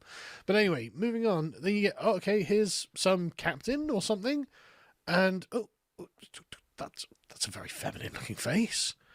It's a very feminine looking face, and on this, and that's literally the only thing they say in this. Literally all they say. So I got a few screenshots from the live stream that they did, and man, it's honestly, this is just kind of funny. It's just kind of funny that this is the case, just so you can see it a bit more clearly. I mean, that doesn't even look good. Like, does the painter know how makeup works? And weirdly, she hasn't got a trigger on the gun. They all have a trigger on the long polearm gun that they've got. So it kind of makes it look like she's been given a dummy weapon to make sure she doesn't have a woman moment or something. So, you know, emotional support polearm that she can't actually fire, but stand there next to the Emperor looking scary. Okay, why would you... We're the Emperor's elite bodyguard. Yeah, okay, so you've got long hair. Why would you have long hair? So many things. So many things. But anyway, the next one is this transgender one, it appears. Like, oh, really? Really? Some of the Emperor's elite bodyguard are transgender because they're sat there going, you know what, I'm just depressed guarding the Emperor. I just feel like I might be a man trapped in a woman's body or a woman trapped in a man's body, whatever it is. And they're like, oh well, we can do something about that for you. This is the soft, tender, caring, dark millennium of the dark 41st millenniums.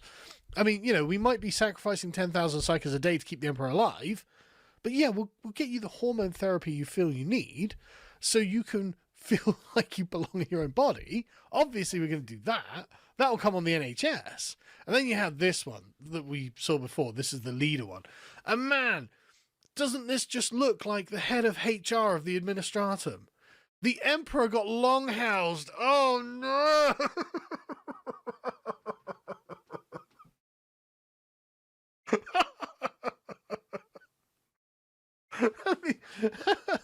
The Imperium has broken out the Karens. Oh, and she looks angry, doesn't she? She is going straight to customer service. She is not having this. I mean, genuinely. I was watching this yesterday and howling. It's so funny. And it's just like, okay, all right, Games Workshop. These will be big sellers, I'm sure.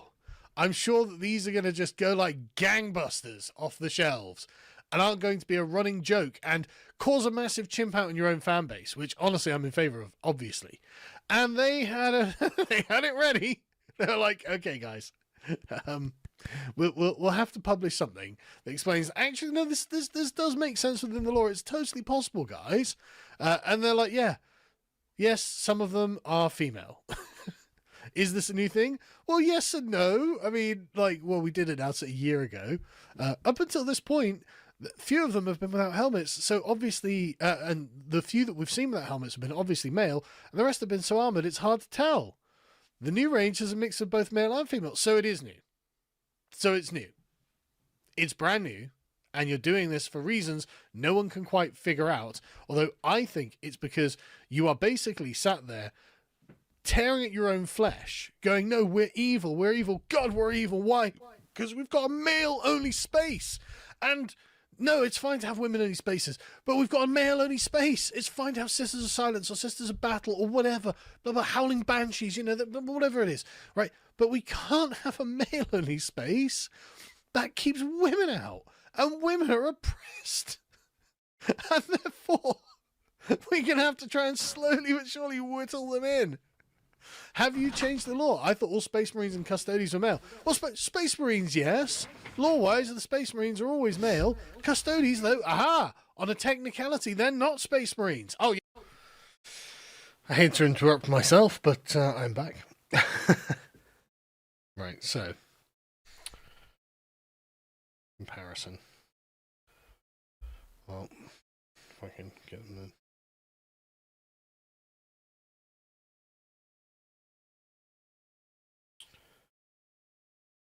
Maybe I should put the green wash on the other one.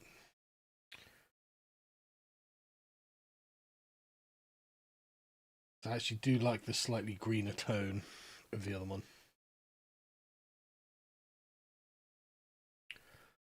So, have you guys seen these flavoured teas that are around, that have come out?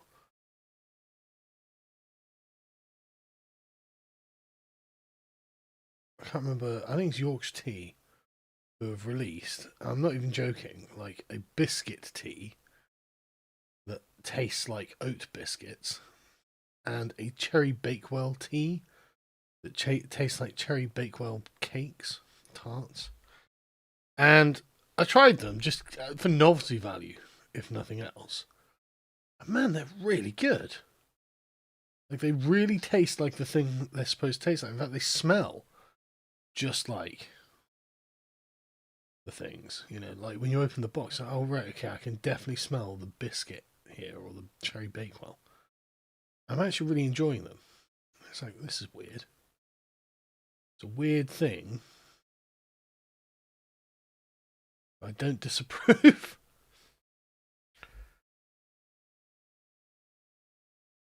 God, these sable brushes are just the fucking best, man. Like, there was I went into the Warhammer store like last week because I wanted to get this kill team, but I had to order it instead. And there's a new guy in there, and he was talking about brushes. I was like, well, look, it is true that the tools do matter, but if you're new, don't waste your money until you've got some experience under your belt, basically. No point. It's good if you're trying to lose weight. Well, that's the thing. I don't know how many calories are in it because it's not written on the fucking side. So I don't know what the calorie count of it is or anything like that.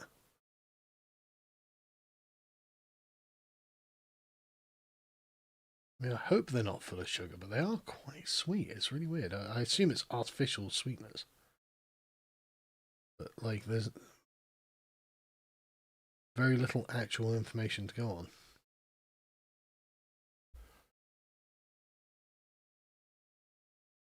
I'm going to let that dry. But actually, I'm quite liking the colour on that. And it's not terribly difficult to do. Like, I've got until Tuesday to at least get a layer of colour on all of these guys. So, that's what we're doing, lads.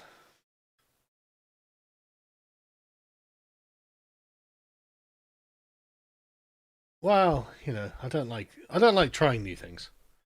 New things are bad. But no, seriously though, it's surprisingly good. And I was like, all right, this is nice. What's the catch? I'd love for someone. Yeah, Yorkshire Gold is good, but I would love for someone to explain to me, like, yeah, well, it's like 300 calories per cup of tea or something, just so I know. Because at the moment, I'm feeling like, oh, I could just drink this instead of normal tea. There's got to be a reason not to, right?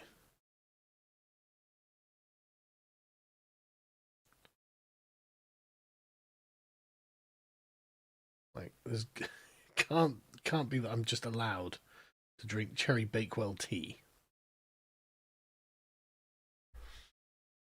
So come on, folks, you've got to advise me here, because obviously I don't know shit about tea. Like, I mean, the calorie counts of teas or anything. I mean, I assume tea has got basically no calories in it apart from those that you put in it. Like, if you add sugar to it, then boom.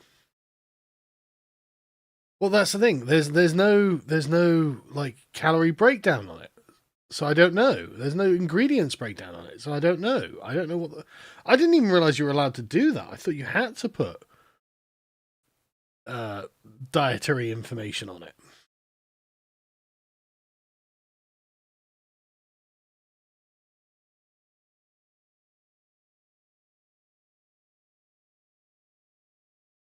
I mean, maybe I'll send them an email. Excuse me, can you tell me if this is bad for my diet?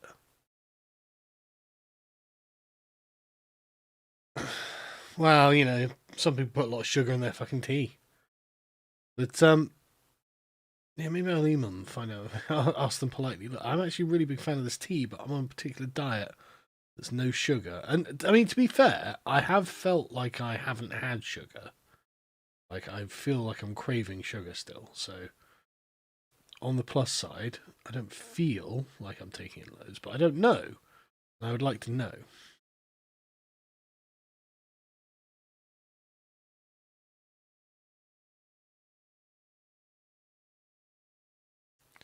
No, no, it's not a sachet, it's a box. But there's no information on the box. And if you go on the website, there's no information on the fucking website either. I went and looked it up. I was like, oh, okay. I guess I don't get to know what I'm putting in my body here.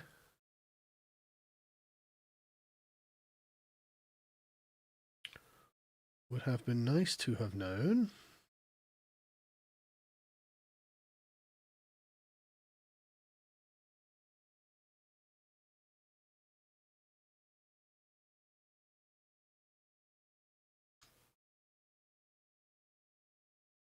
Yeah, but I mean, yeah, I know that regular tea has basically no calories, but like this is not regular tea, so what's the deal?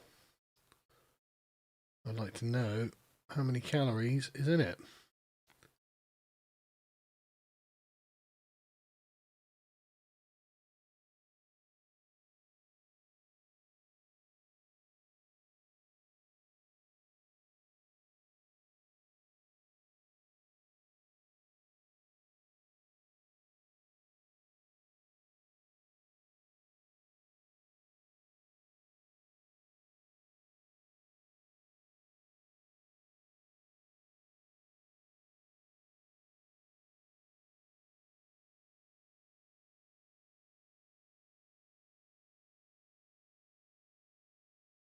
No, I'm not supposed to have any sugars. Not even from apples or pears. I've got to avoid carbohydrates as well. I mean, I am generally quite good. I had a bit of toast this morning actually, because I had bacon, eggs, and toast. But I don't normally do that, and it's not the end of the world if you have like a few carbs, but avoiding sugary things is definitely important. Because there's a difference, man. I don't know what the difference is, but I can fucking taste it. I can feel it. Like if I eat something with carbs, like if I eat some pasta or something, it's nice, but sugar gives you a head rush after a couple of weeks of having no sugar. So you get a fucking head rush, man.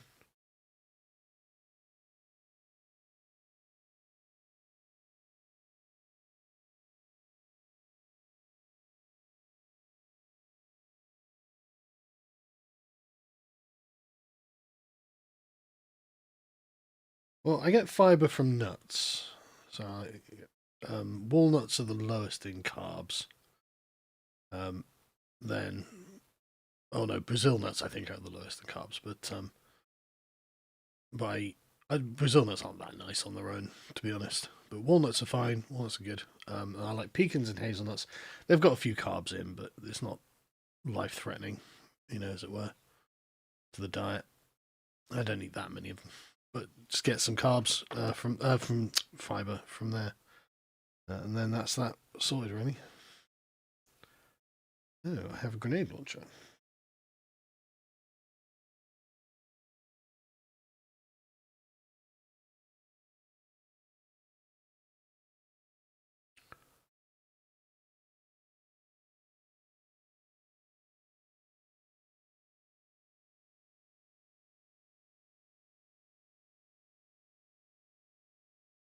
I don't actually know what I'm going to take in my kill team. I just made up like all of the things. And then I've actually got to choose. You can't have that many special weapons. I think you can only have two. I'll probably go the plasma gun and melter gun because fucking Jack is Necrons, and the Necron regeneration seems really strong in kill team. Way stronger in kill team than it is on the tabletop. No, but no, nothing that is high in sugars. The berries, no. Like and carbs are a form of sugar. So like potatoes, no, but cabbage, yes. Broccoli, yes. Cauliflower, yes. So you can imagine how much cabbage, cauliflower, and broccoli I eat. Cheese, dairy products are generally quite low in sugar, as long as there's not added sugar. So I've got very sour tasting Greek yogurt, which I'm growing accustomed to. Cheese is great. Cream is great. Milk's actually got more sugar in than you'd expect. So you can't go nuts with milk. I have almond milk instead of milk because I'm a fucking soy boy. No, because it's got literally zero sugar in it. Oh, almonds are really low calorie nuts. Low carbohydrate nuts as well. And to be honest with you, you grow accustomed to the taste of it. It does have one advantage, and it basically doesn't spoil as well. Yeah, no wagon wheels, no tank passes. That's correct. Yeah. So the almond milk? It is actually, once you get used to it, it's very convenient. You literally just buy 4 cans of it and just leave it on the side. It doesn't go off.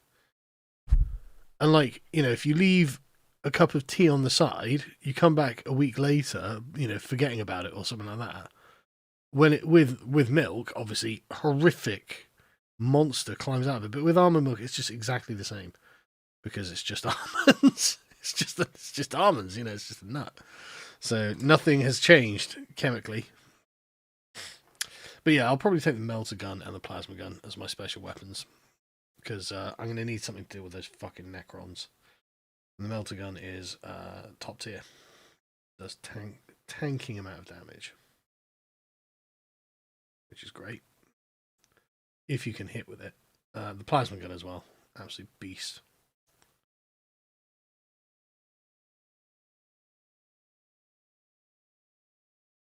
Oat milk is better, but it's got more sugars.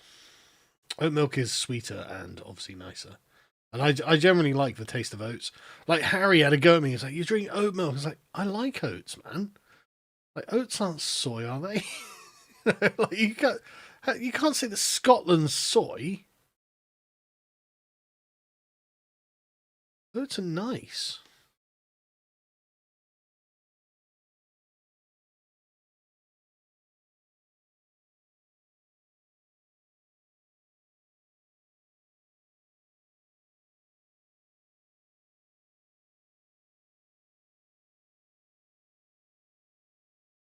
Like soy milk, I've never tried actually. I've got to say,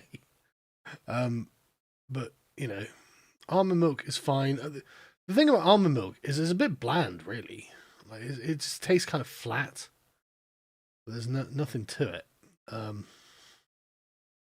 Oat milk is actually really nice tasting, but it's like I said, it's got sugars in, so I'm trying to avoid it. Although its sugar content is not terribly high, but it's about as high as regular milk, and it just has an oat taste.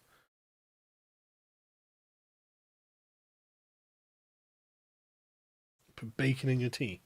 Yeah, oat milk is like porridge juice. Yeah, it is, and I like porridge, especially with like honey, or just sugar, to be honest. But porridge, hot porridge with honey. Fucking, you can tell I'm craving sugars. It's just on my mind. I would enjoy. I tell you what, man, it has been a supreme fucking effort of will today to resist.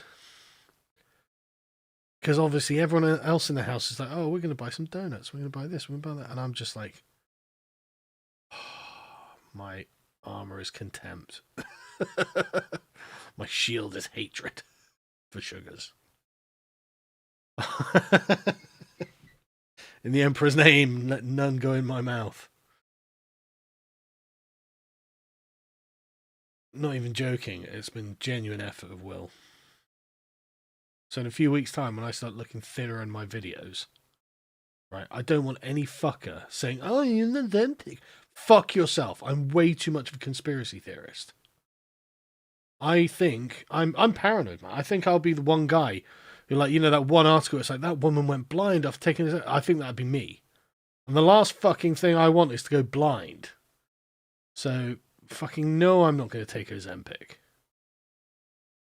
Again, way too much. I'm way too paranoid, man. All of these things have side effects, right?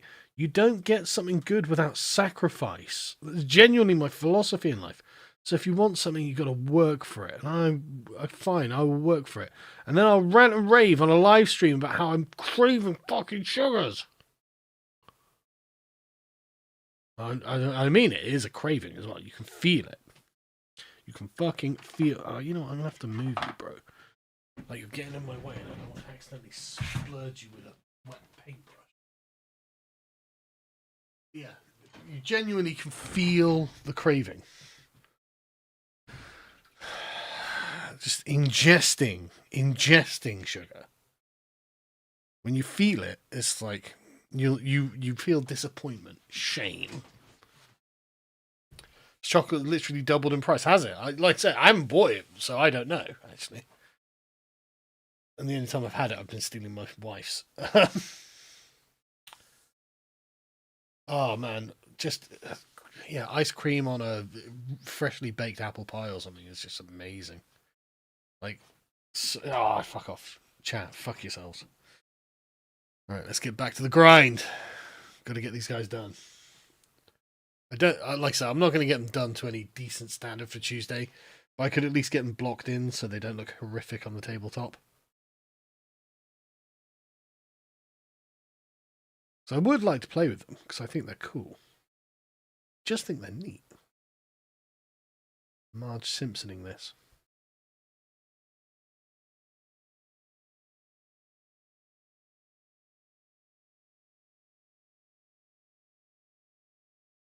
Trump worships is Juju cum.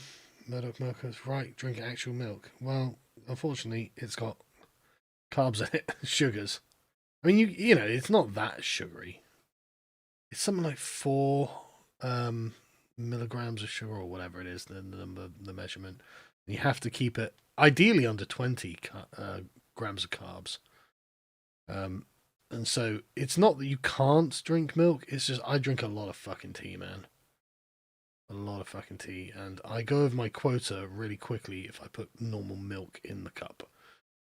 So I'm trying not to go over my quota.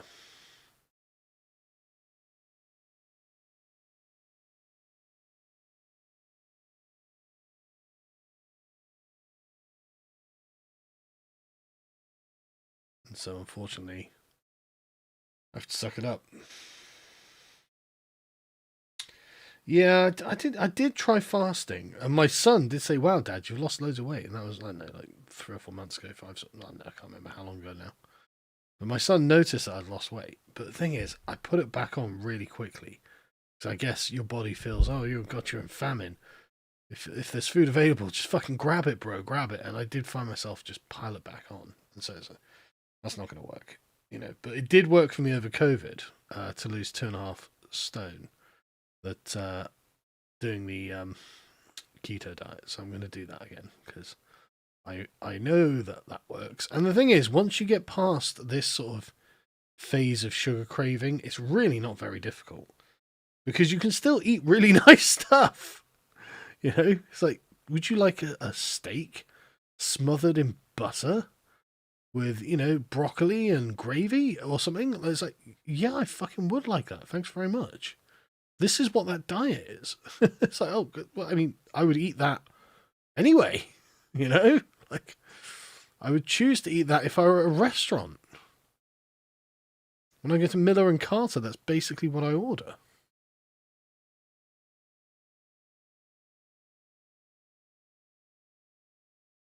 I'm not even joking, to be honest.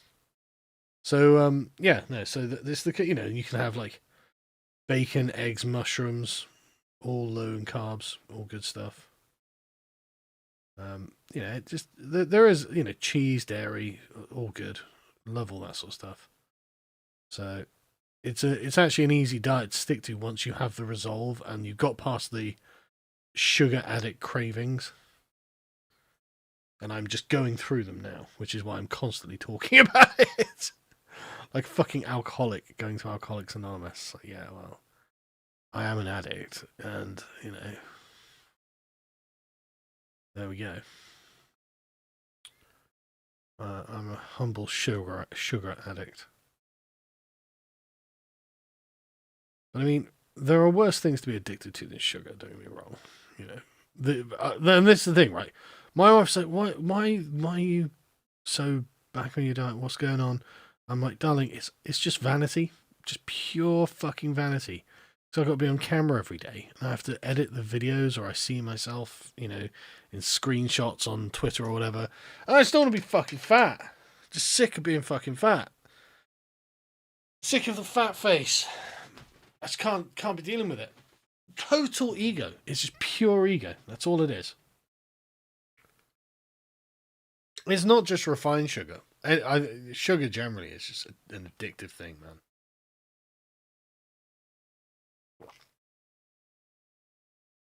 Yeah, I mostly cut out all seed oils. I never cook with seed oils.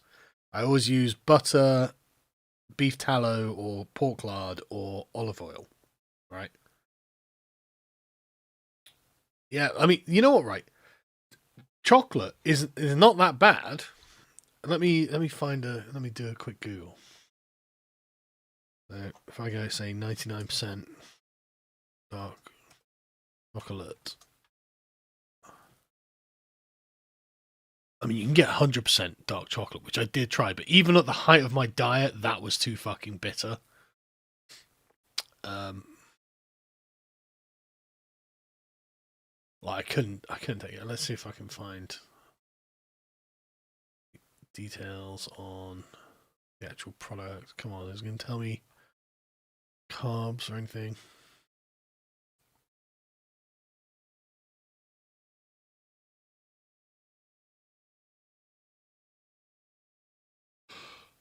No, it's not. Okay, I'm on some hippie website looking for ultra dark chocolate. It's not too bad. Let me again see if I can find like an actual breakdown of one.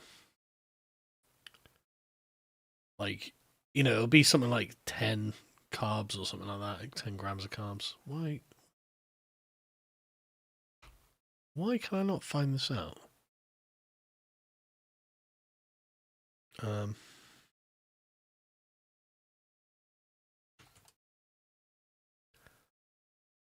4 to 9 grams per 100 grams. So that's not bad, right, for 99% dark chocolate. The thing is, as a normie, cannot eat that. Right, cannot eat that. And even when I was at like the height of my diet, I remember trying. I was like, okay, that is still bitter. That's still rough.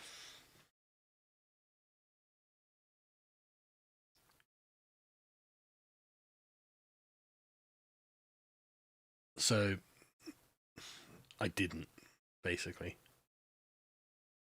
And the thing is, as well, like a few months in, man, I was getting like it'll be in a month or two's time. I will start getting mad chocolate cravings, like I'm a fucking pregnant woman. And it wasn't sugar either. It was specifically for chocolate.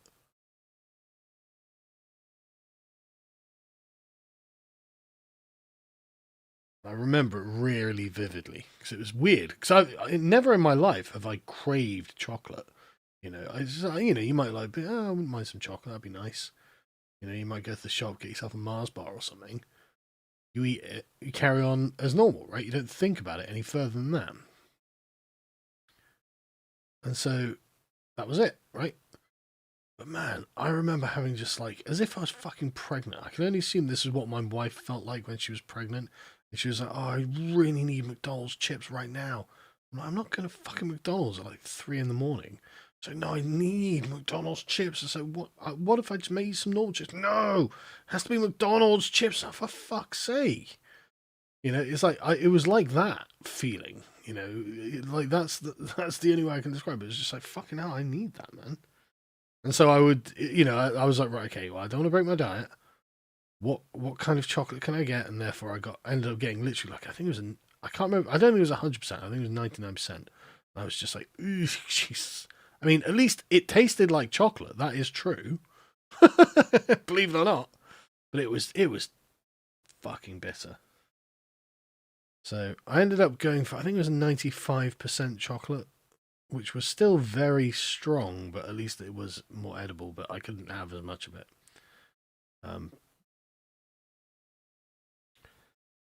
But I didn't really want it. That wasn't what I was after. But it did satisfy the craving, though. It did like say, right, okay, brain, you've had chocolate now, so shut up.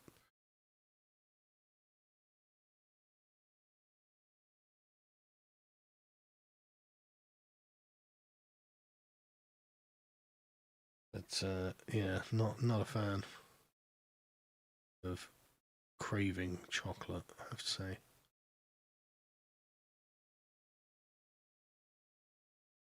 But here we are. And like, yeah, my kitchen's full of like chocolate cookies and stuff like that. And I'm like, honestly, such an effort of will.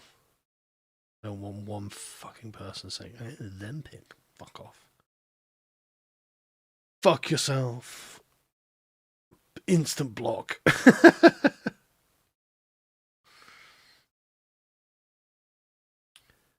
You think I'd use a Zempic? You don't know me.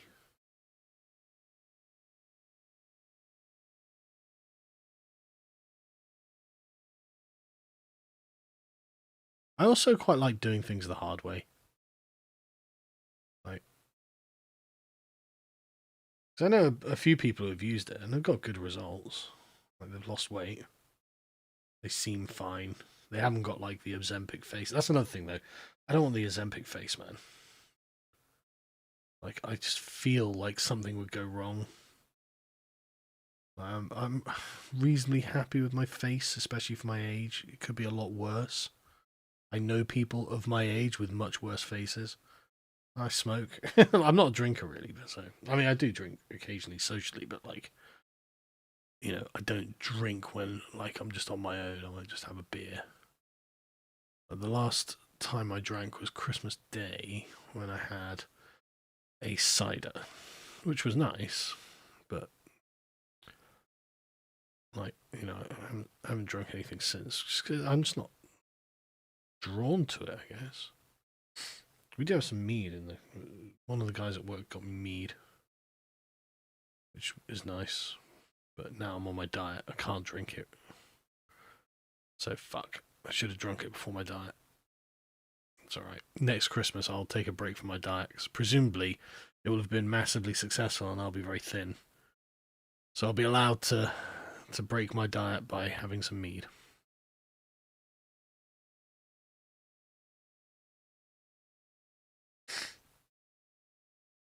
Yeah, it's lovely, isn't it? You can see where the Vikings drank it. But yeah. I quite like beer, though, to be honest. I mean, I do enjoy a beer.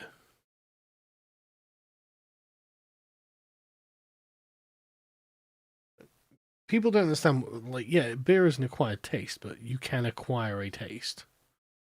You know, tastes are actually not that hard to acquire. I had to acquire a taste for olives, and now I enjoy olives.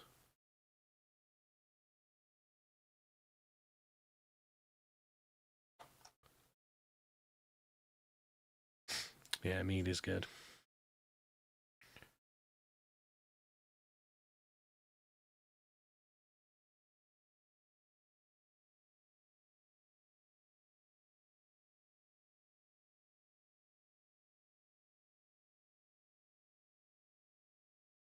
It's been a long time since I painted a plasma gun.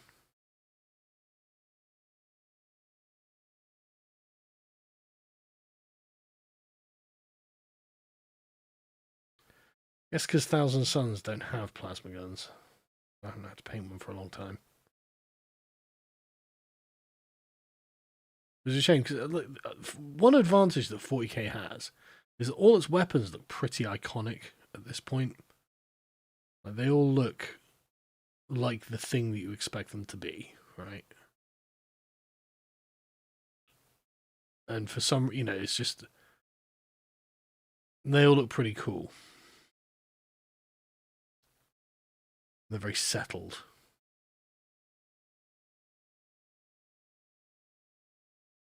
So obviously one of the things we've had to do recently is design guns. And you realise just how easy the guys at 40k have it. Like, yeah, no, that's all done. That's all settled. That was settled a generation ago. 2 generations ago now. You know, we don't have to do that. All of our things are designed.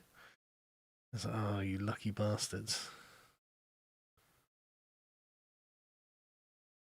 And the 40k guns, like I said, all look cool as well. Especially the plasma gun. It's a great fucking design.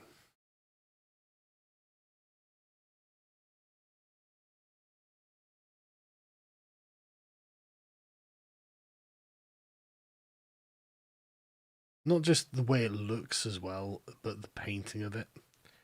Like, you know what you're going to do when you paint a plasma gun. So there's various techniques that can really up the game, the painting of it, which I will use. And, you know, you end up being very proud of the work that you've done on it, if you do it well. Which I will try to do.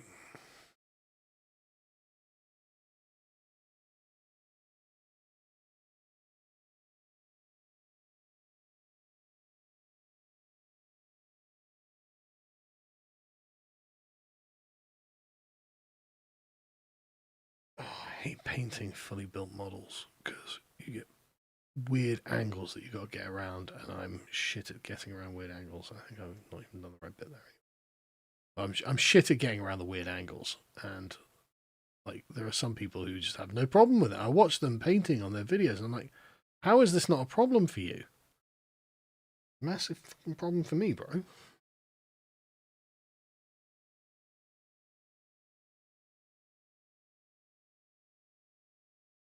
Yeah, the more I'm using this olive green, the more I'm liking it, actually. Glad I started using this and not the Caliban green or something like that. Because it looks like modern military.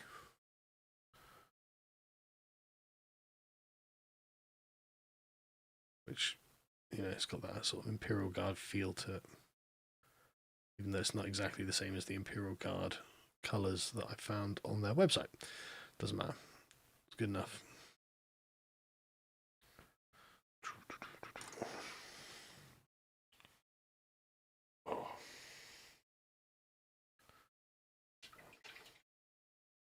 Well, no, I don't think our stuff will look like Warhammer or Star Trek. Venom crawlers are really good though. Like, very effective. Like, I could totally use a venom crawler. Oh, Samson's just sent me through. He's undercoated or base coated his Raveners. I'm gonna take him. I'm gonna take a photo of my guys. Oh no, shit! I need to charge my phone and send that to him. Hang on a second.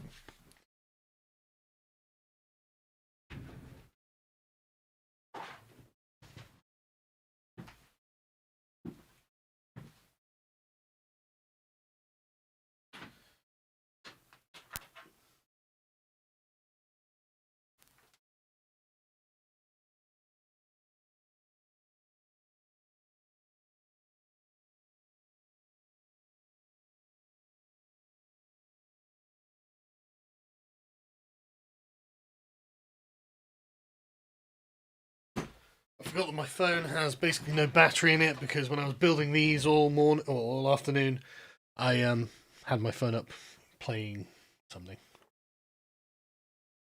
Right, which one was it? Was it this one? It was this one.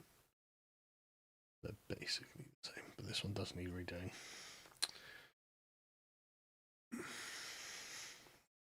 Yeah, so my phone's got no batteries on it, basically.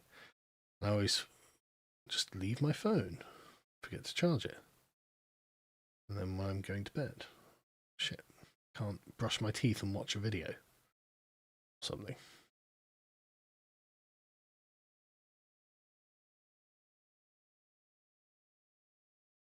I don't normally use my phone all that much either. You know, I'll probably have half battery by the time I go to bed, which is not like no use, but could be a lot worse. And the battery on my phone is not great either. So, you know, what are you going to do? But, yeah, I was watching videos.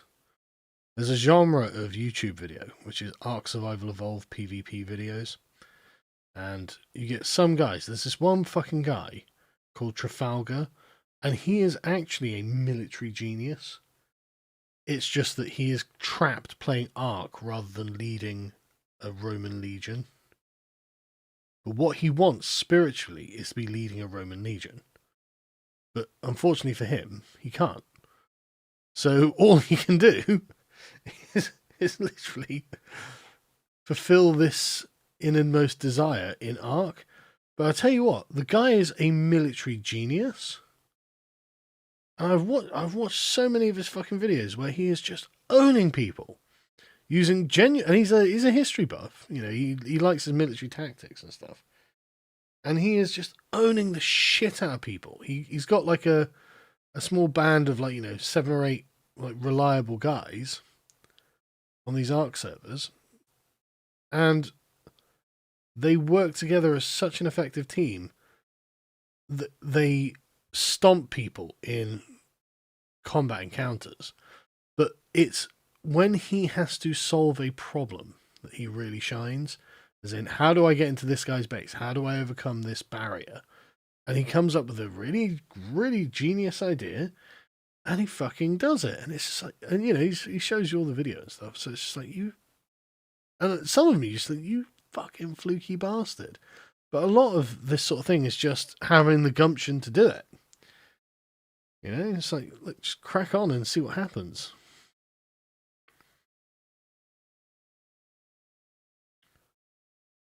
And yeah, he's, I mean, you know, he loses sometimes, you know, obviously. But generally, he's really, really good. And the tactics he uses are what superb tactics. And it's just like, okay, that's kind of mad. But this guy is, see, my playstyle is torpid. I like building big bases and taming stuff, and then just going on a big rampage. But this guy is like a fucking ninja. He comes up with incredible strategies. I'm just like, geez, I would never have come up with that probably. Like genuinely sort of Alexandrian strategies in some ways. He's like, this guy's amazing. I mean, I've seen him take on ridiculous odds and come out victorious because of decisions he's made either in the heat of the moment or in advance. Because they stream this, you know, they'll take clips from the stream to show you what's happening. It's like, fuck no, man.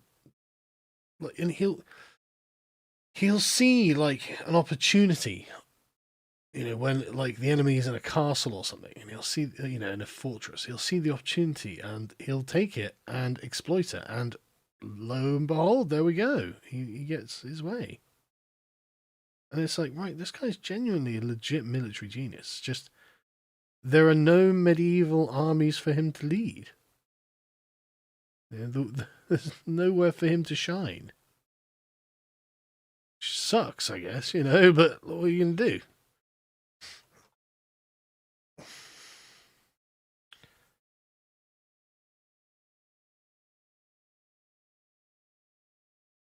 They ban him from events now because he keeps winning. Yeah, right.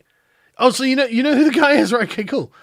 Yeah, like this is the thing. Like literally born to be Alexander the Great, cursed to be an arc player.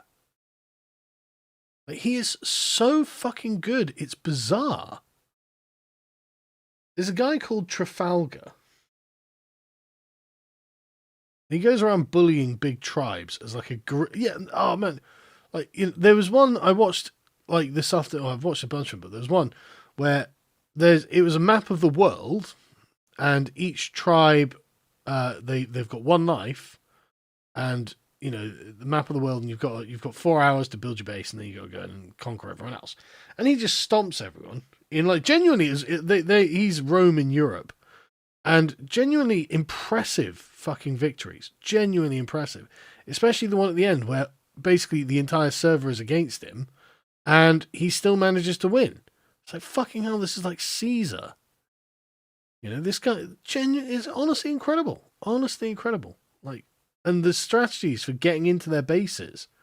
Like, he is just a better general than the people he's fighting against.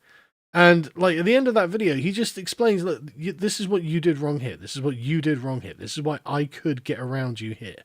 You know, it's not, you know, he's not aimbotting or anything like that. You know, and even if he was, that wouldn't be the reason that he won these battles. The reason that he won is because he had better strategies, and he perceived the order of battle better, the battlefield better than his opponents, and his men were more disciplined. I mean, he put his victory down to discipline, and a lot of it is that. But a lot of it is his ability to take the lay of the land, like Alexander or Hannibal. Genuinely, like this is a real talent that Alexander and Hannibal both had, where they could take the lay of the land very quickly, spot the advantages and disadvantages, spot where the enemy have made a mistake, and exploit it. And he does this so very well. And so I've been really addicted to his videos. Yeah, and he mispronounces it every fucking time as well. It's like, no, whatever, you know, it doesn't matter. But like, I've been kind of addicted to these videos just to see the strategies, and obviously, like he'll some of the best ones. I mean, that was like the big war ones, right? Where he honestly, strategically, is on par with literally any of the great generals from history, like fucking Napoleon, Genghis Khan, whoever, right? Genuinely, I know that sounds ridiculous, but the principles are the same. The principles are identical, in fact. And in cases, he just invokes ancient military principles to win battles. And, you know, he's like, oh, I'm going to go and do this. It's like, okay, but does he realize what he's doing here? You know, I mean, I think he does, because he's a military history buff. But, like, fuck, is that all my guys? That was quick. But it's like...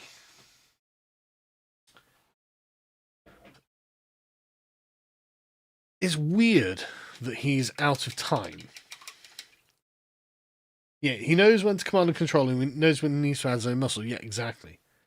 He fights from the front like Alexander, that's true. He's a very good fighter. Very, very good at actually fighting the battles in Ark. Completely true. He's also an amazing guerrilla warrior. Like, he's got patience and cunning. So, you know, like, one thing that he does a lot is log into a server, find the biggest tribe who are running around bullying everyone, and then just terrorize them. Literally, absolutely fucking terrorize them. Until the point where they're losing the fucking plot. Because he and a couple of his buddies have, like, murdered them a bunch of times, stolen all their gear. They keep coming out with it. So he's got ascendant flak armor and stuff like this. You know, superb weapon. And he'll just murder them with the bowlers and a torch. And it's just because the torch goes through armor because it's fire and doesn't get stopped by armor. And the bowlers just keep them in place, pluck them off their animals, mounts with the pterodon and pterodon, and just rain havoc in the enemies until the point where they just can't come out of their base because he'll fuck them up. And it's really funny. It's like, it's so impressive. Like these sort of like Mao style or Che Guevara style guerrilla warfare that he fights. It's like, how is this guy this good? And why is he only playing a video game? You know, it's like, this is unfortunate for him and history. Sorry, bro. You're just doomed to be a decent YouTuber. Doesn't that suck? Yeah. I mean, he likes Thylos, because Thylos are really great, obviously. Generally a good creature, but he likes speed. I watched one the other day where he's on the bison, and this bison, I think he lasts till basically the end of the whole thing. Like, he doesn't lose it. And he just spends his time just beating the living daylights out of so many different people.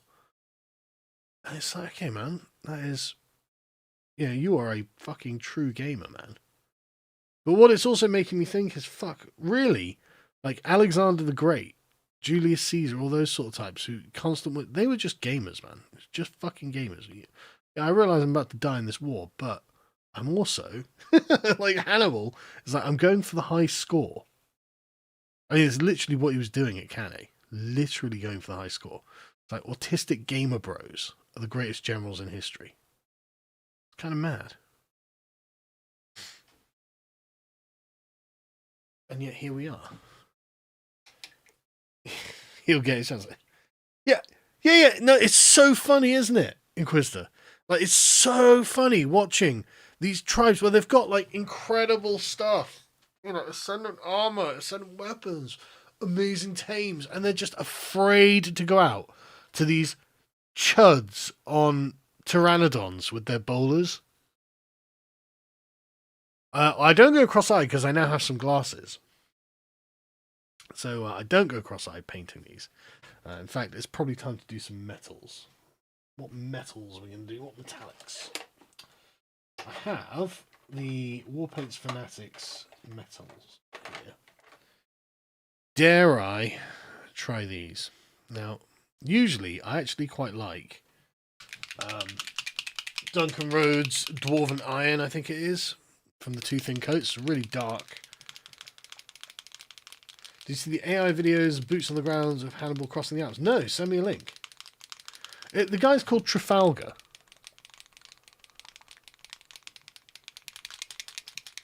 Yeah, the bison look amazing. Next time I play Ragnarok, which will probably be at some point, I'm definitely getting those bison, man. Because they look great.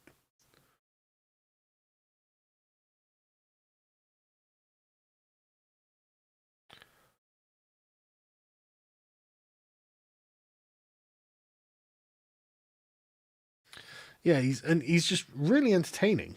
You know, I mean, I don't know, is he himself that entertaining actually? Don't know how entertaining he personally is. I mean, he is entertaining, obviously. I mean, you have to be, but it's not that he's brilliantly funny, right?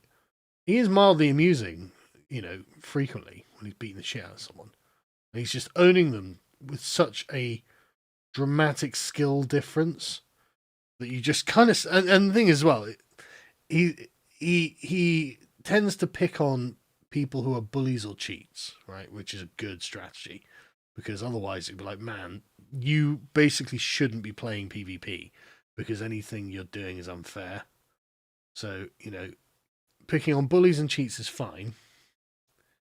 And honestly, by the end of it, you're almost feeling sorry for them because they're getting their shit kicked in so hard. It's too bright. Too shiny. I hadn't used this before. It's a very nice silver, but it's too shiny. Didn't look that shiny in the bottle. I'm going to go get the other one. Yeah, so you're feeling pretty bad for them by the end of it. Because they're getting their shit pushed in so fucking hard. They're just ruining them. And it's only a handful of dude. Yeah, he is charismatic, and he's a great leader. Superb fucking leader. He's not like, you know, like, I really enjoy Koi Fish. He's funny as fuck, man. Like, his delivery is hilarious, right? But and this guy's delivery is nowhere near as good as that. You know, it's not that he...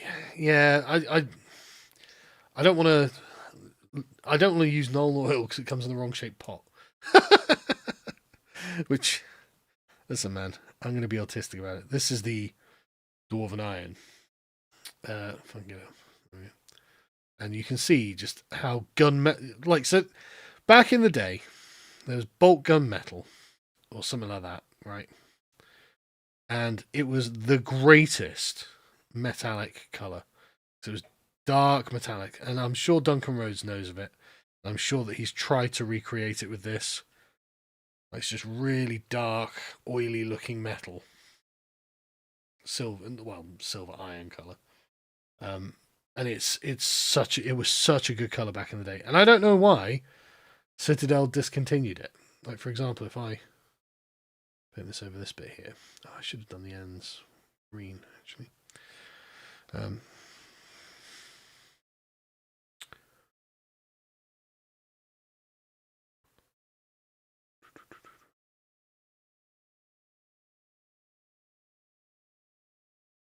You can see the difference, right?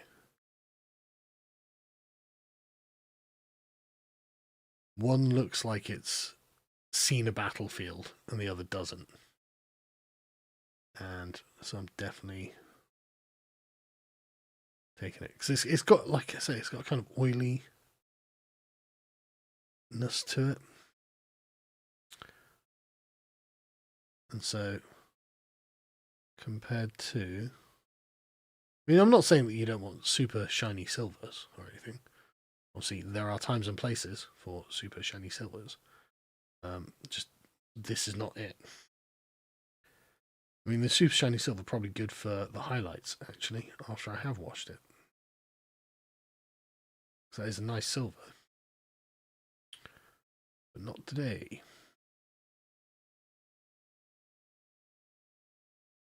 You still have pots of it that work. You should sell it. Make a fortune. But the bidding war would be brutal. Bulk metal, fuck, get it. Sell, buy. I don't know why GW stopped making it. Like, everyone loved it. Like, it was such a popular paint back in the day.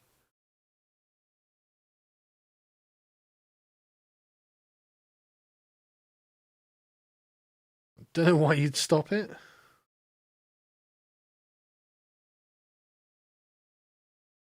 I mean, this is a pretty good approximation of it, so I shouldn't object or complain. And I'm probably remembering it through a haze of nostalgia. So, you know, what are you going to do? But I remember it being a beautiful colour.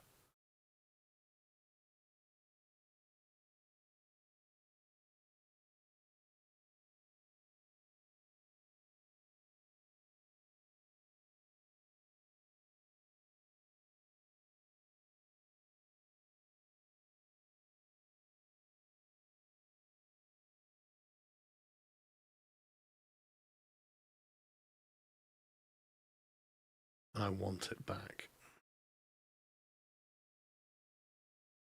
I don't think I've ever painted a wolf pelt. Or if I have, it was a long time ago, and I can't remember how it's done. I'm going to have to look up what a wolf pelt looks like in a minute.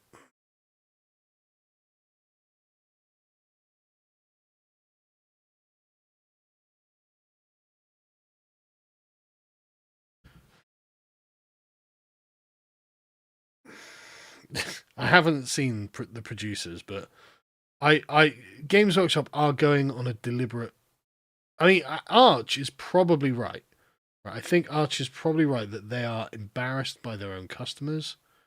They regret the product that they have, and they're slowly but surely working to undermine it to make it the product that they would like to have in the 21st century. Like, because they're not the same people basically who are doing it. You know, it's been 40 years nearly.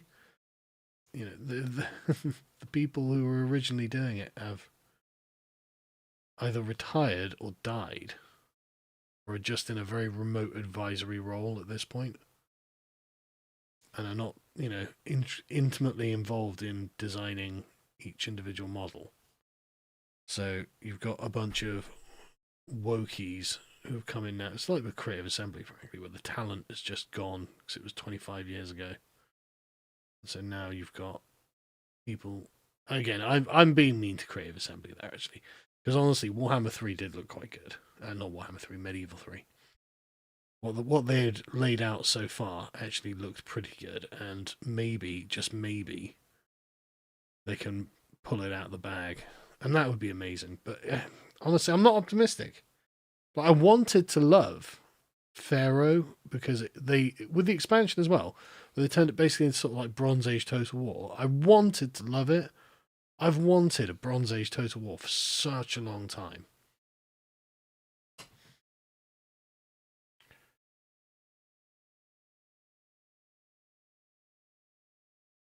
I've never seen the producers now.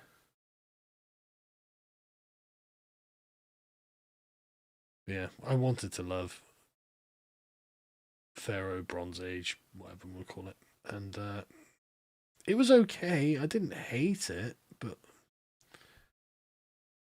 I wasn't taken away by it.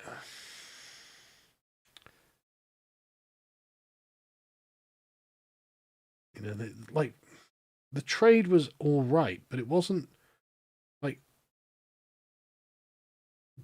having sources of bronze is a weird thing, right? Because bronze isn't a material that you source. Copper is the material that you source, within tin.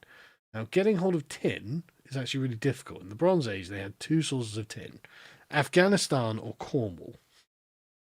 And from the position of the Middle East, both are equally far away. Right? So it's like, right. So you've got a really, really remote thing. But copper is quite abundant. It's quite easy to find copper. I mean, you've got loads of mountains around the Middle East, the Zagros, or in Turkey. I can't remember what those ones are called. And so it's really easy to find copper. And you really need secure trade routes to get the tin to make bronze. And that wasn't really well reflected, because it was like there'd be a settlement, and this settlement has bronze. Like, how? You know, how the fuck does this settlement have bronze? And why doesn't the settlement next to it, that's also just in the middle of a desert, also have bronze? Like, why would it be that this settlement has bronze and the other one doesn't? And that kind of annoyed me. So, like, you know, setting up proper trade routes with actual locations that actually have the resource would have been good. Because then, having like actual caravans traveling across the map that could be interceded would be good. I actually wanted that. So I could get Nasir complaining, or not complaining, scamming people and receiving complaints about his low-grade copper and things like that. That would have been good. And instead, didn't really get that. That's right, okay, a bit disappointed. Not gonna lie.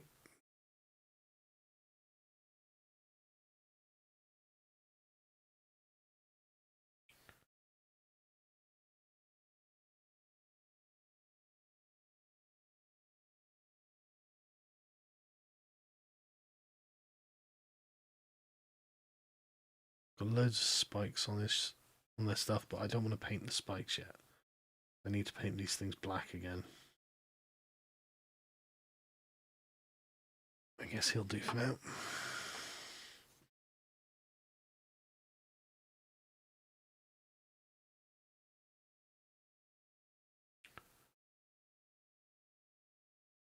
I like the way they just dress like Fallout Raiders there.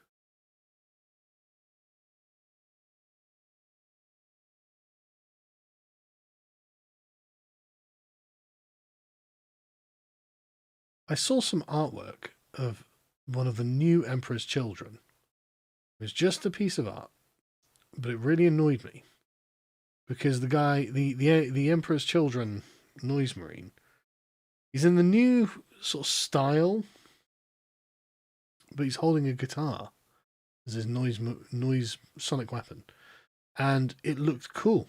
And I was like, I would have got a squad of noise marines and painted them up like I painted that other noise marine up, had they had guitars.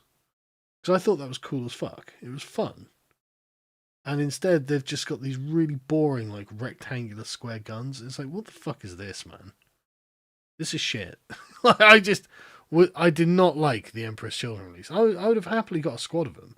I'd like to get a squad of Khorne Berserkers just to paint them up. I think it'd be nice. And if I make a Chaos Undivided army, I can take a squad of 1,000 Suns, take the Khorne Berserkers. I would have got the Emperor's Children, and I would have got a squad of Plague Marines. Why not? It'd be fun. Remember that Games Workshop fun? It was a thing we used to do in the before time. You may remember. Yeah, that'd be fun. And I'd like a nice little fun, sort of old school Chaos army.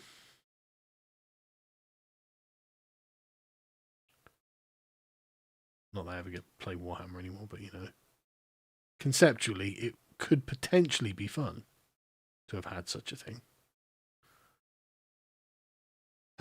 But yeah, the models were just terrible. I genuinely was really disappointed with the Emperor's Children release. Sterile models is how it felt to me. Fucking sterile. They didn't feel like they were excessive or sensuous or anything.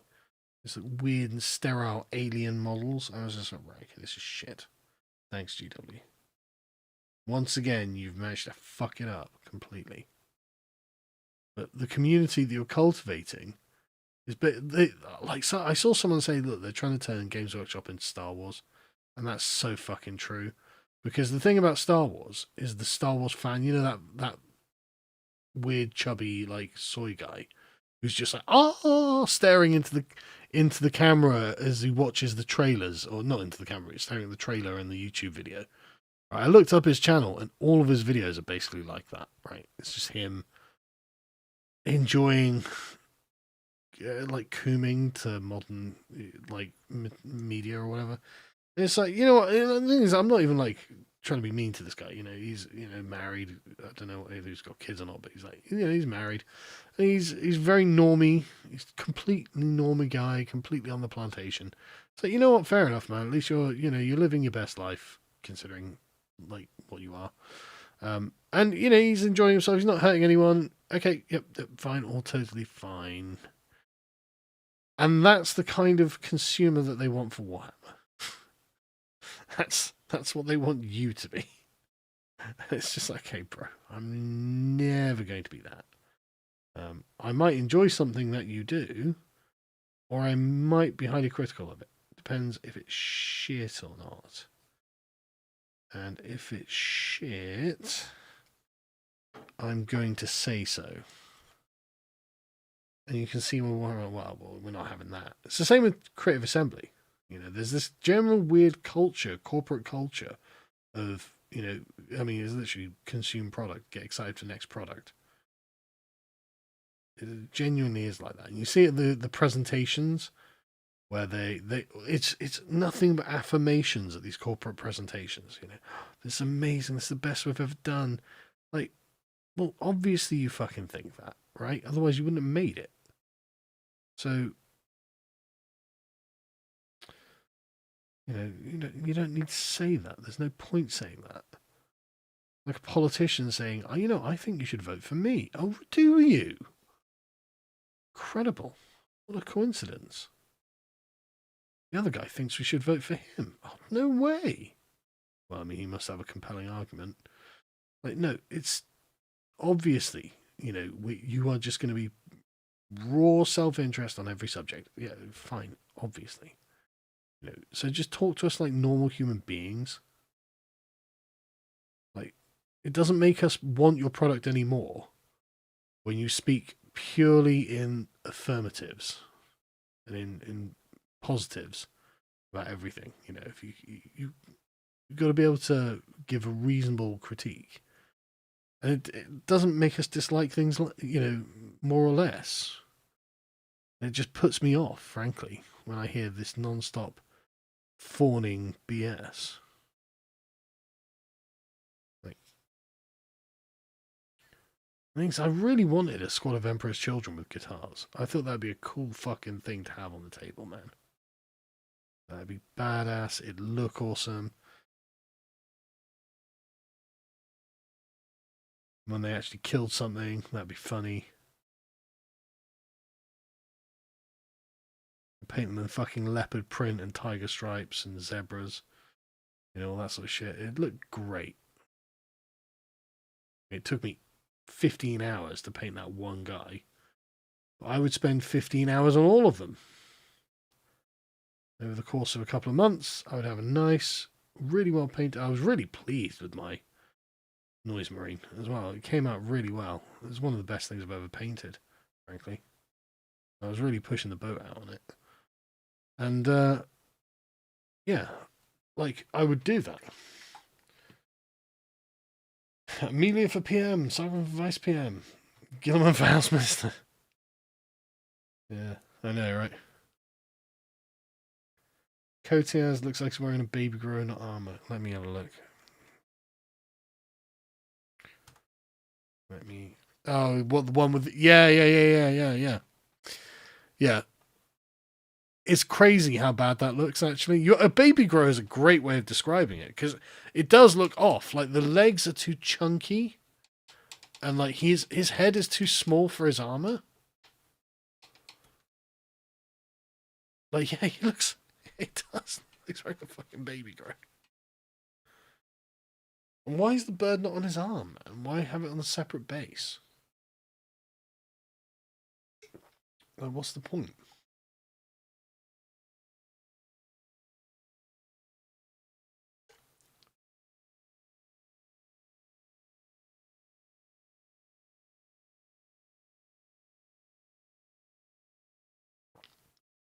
Right. Was there anything else with this guy? Not immediately.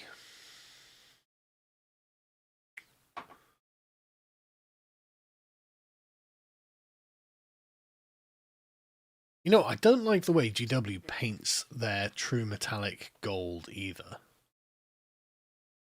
Yeah, you know, I totally see what you mean, Vex. I totally see what you mean. I don't like the shading, the formula that obviously all their painters are instructed to use with their true metallic metal on their gold. Like, they've got like a kind of weird sort of orangey darkness, and then they always go to silver on the very highest highlights, and this is a fashion that I think is bad. I don't think that gold should be highlighted with silver. I think it always draws my eye away from it, and I think it looks bad. I never do it. Don't like it. tonally wrong. You know, they do all their gold like this, and it's just like, don't like it. Not a fan. I mean, you know, you paint your miniatures as you want, like, but GW, obviously, don't have to do what I say, even though I'm right. But yeah, I don't like it. I'm not a huge fan.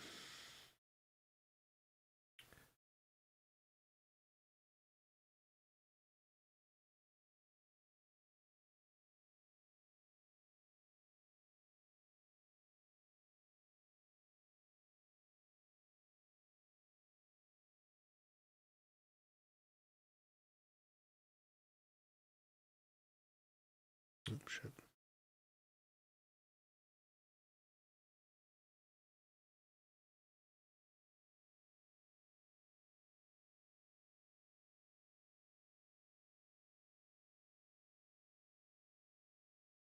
I'm liking these guys more and more as I paint them. Just think they're neat. Like, I expect to get absolutely fucking canned. Because the thing is, with the Space Marines, right? I knew I was gonna do all right. I wasn't sure that was. I wasn't sure that our team playing Kill Team was gonna win because obviously I'd never played it before. Who knows? I knew I was gonna do all right. I knew I was gonna get a bunch of kills, and the innate power of my guys would be able to dominate my side of the board. So we're playing, 3 players aside. But I get the feeling these guys are just going to get fucking butchered.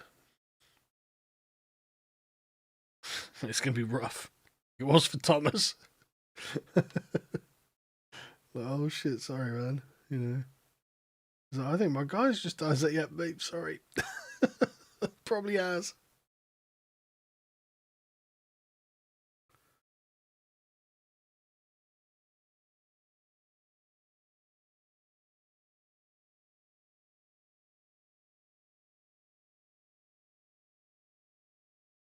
Chaos Bronze by Tooth and Coats. Right, I haven't got that.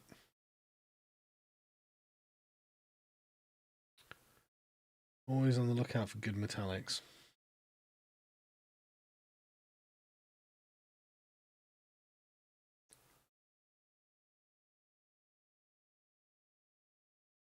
This Dwarven Iron, though, is the closest I've got to Boltgun Metal. So I keep using it. I've got to say, Duncan Rhodes, man. His paint range is fucking good. Can't fault it, genuinely. Apart from maybe one coat would have been nicer. No, seriously speaking, though, like, Tooth and Coat's some of the best on the market. And I've used a lot of paints, obviously. But I mean, like, GW paints are great. By and large. And they've got the occasional clanker, but like anything with GW actually, try to stay away from the lighter colours. The lighter colours are always shit. I hate using them. But any sort of mid to dark colour that GW makes, just banging.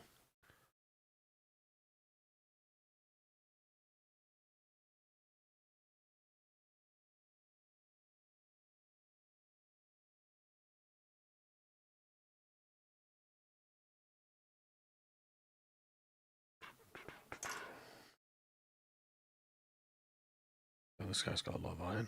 Well, silver.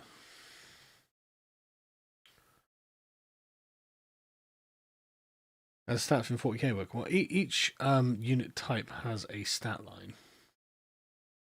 Move, weapon skill, ballistic skill, strength, toughness,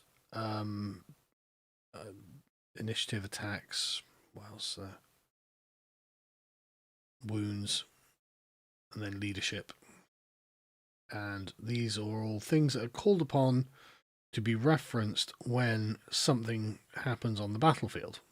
So if you're taking a shot, you reference the ballistic skill. If you are moving your character, you reference that move ability, the move stat. If you're making a melee attack, you do the weapon skill. If you are hitting something, and this goes for the gun as well, you use the strength stat, and then you compare the strength stat to their toughness stat, and depending on how tough they are and how strong you are, depends on what you need to roll to actually hurt the character.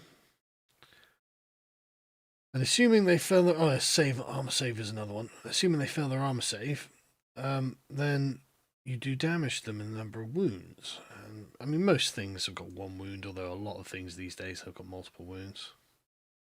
Back in the day, man, it used to be that basically nobody had multiple wounds. I remember in 2nd edition, like every firefight was fucking brutal.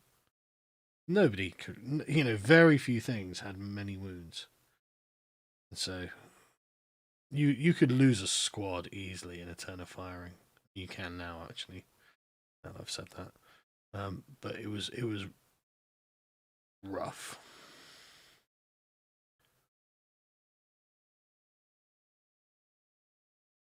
But not for the same reasons. Yeah, I mean, the old Corsairs.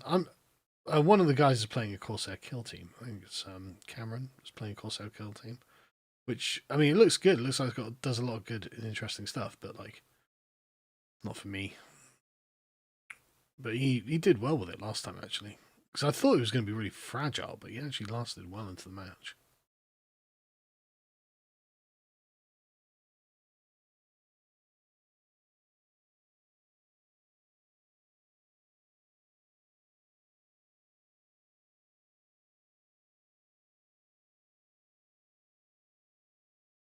Oh, no, I can feel myself getting tired. It's like, oh no, it's 1:30 in the morning. I'm not even halfway through doing this the iron on their weapons. I want to get them at least blocked in for game on Tuesday. But I don't know how much time I'm going to get tomorrow. I hate painting. I hate playing without painting models for a start for any reason. I think it's just bad form. But that means if I'm going to field something, I want it to be painted to the best of my ability. And the problem is the best of my ability these days is pretty good, actually. So it takes me fucking forever to paint something. Not blowing my own horn, but I work really hard and I know how good I am. Relatively speaking, there are people out there who are obviously miles better than me. But as these things go, I have mastery of quite a few different techniques. I can make things look basically what I want them to look like in most cases. So I know my relative strength and weakness when it comes to all of this. I'm no pro painter or anything though, but I do all right. But yeah, but what this means is like for example, the Emperor's Children one, 15 fucking hours, man, and I was happy, very happy with the result. There was a few things I'd like to have fixed or improved, like afterwards I saw, but fuck it. I hate going back to a miniature after I declare it finished.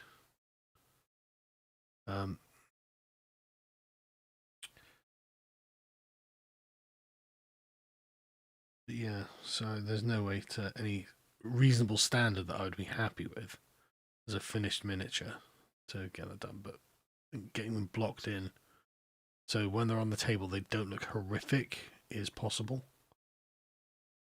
Yeah, so they you've got a complex table with lots of stuff on it. Nobody notices.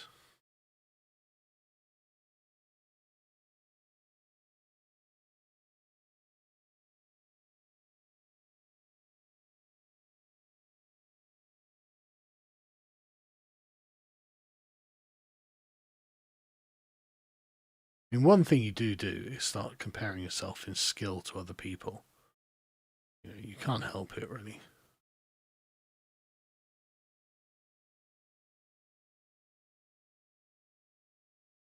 I want one painter who vexes me. Is that one Hidalgo guy? Because when I'm watching him, I'm like, okay, this is a really simple technique, right? Like with Zumakito, or whatever his name is, you can see that he is a very, very skillful painter. You know, he technically very brilliant.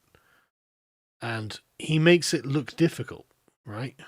But Juan Hidalgo, he's just so relaxed about his techniques, and he comes out with some amazing results. And he's just like very casually, like, we'll just do this in here, and oh look, it's come out well.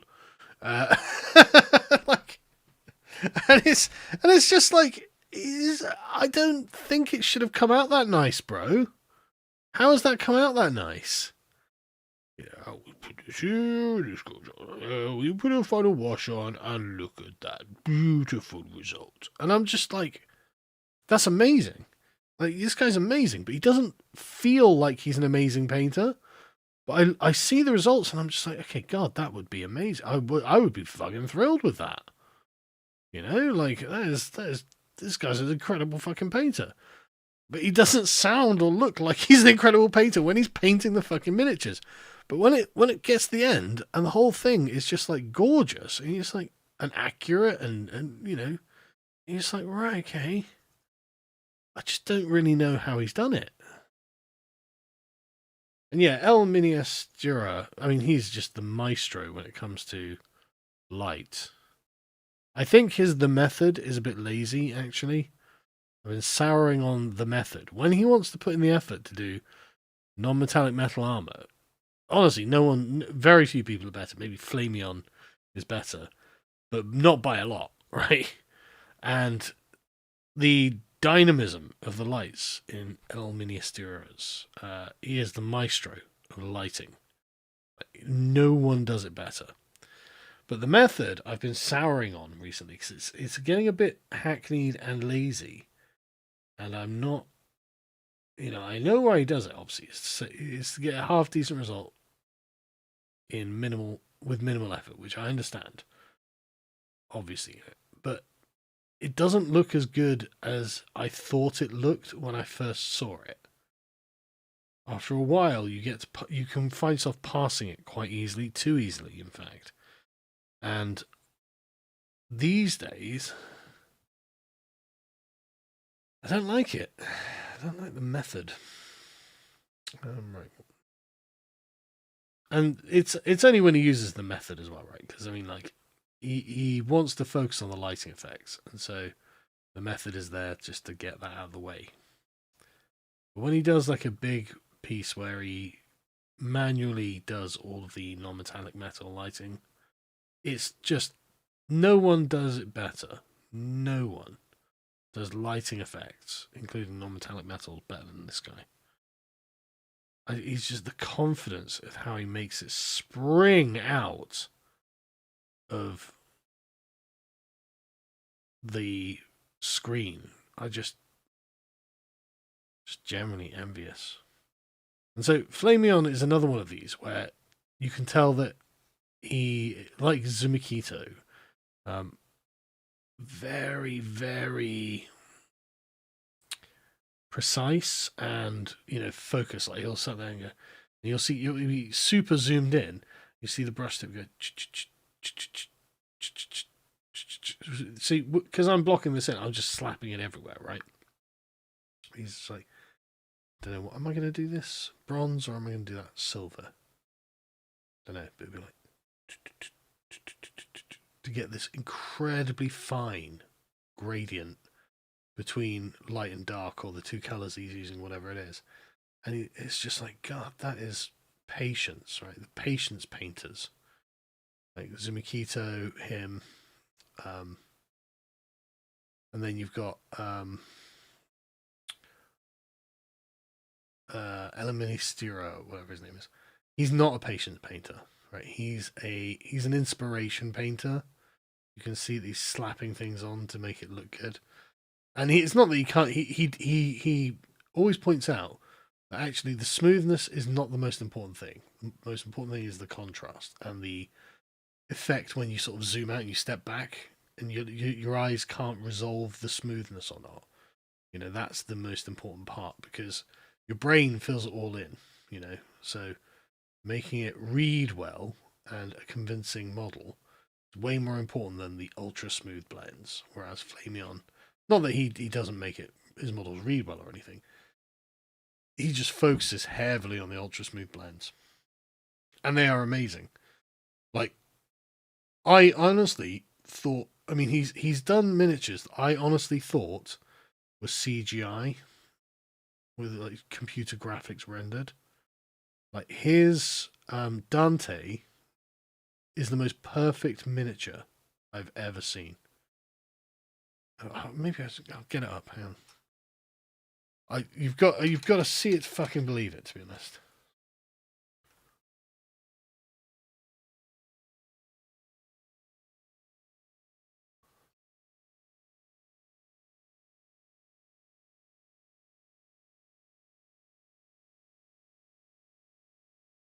Like I remember seeing this a couple of years ago and just been like, there is no way. I sent it to Callum years ago and we're like, this is painting. And Callum was like, what? Really? I was like, yep. I don't know. Yeah.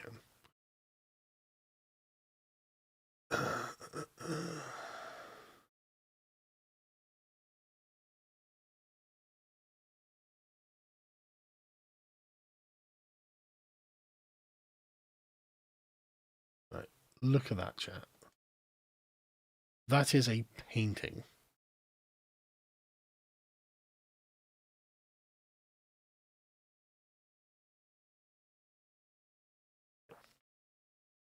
That is not metallic. That is all matte paint.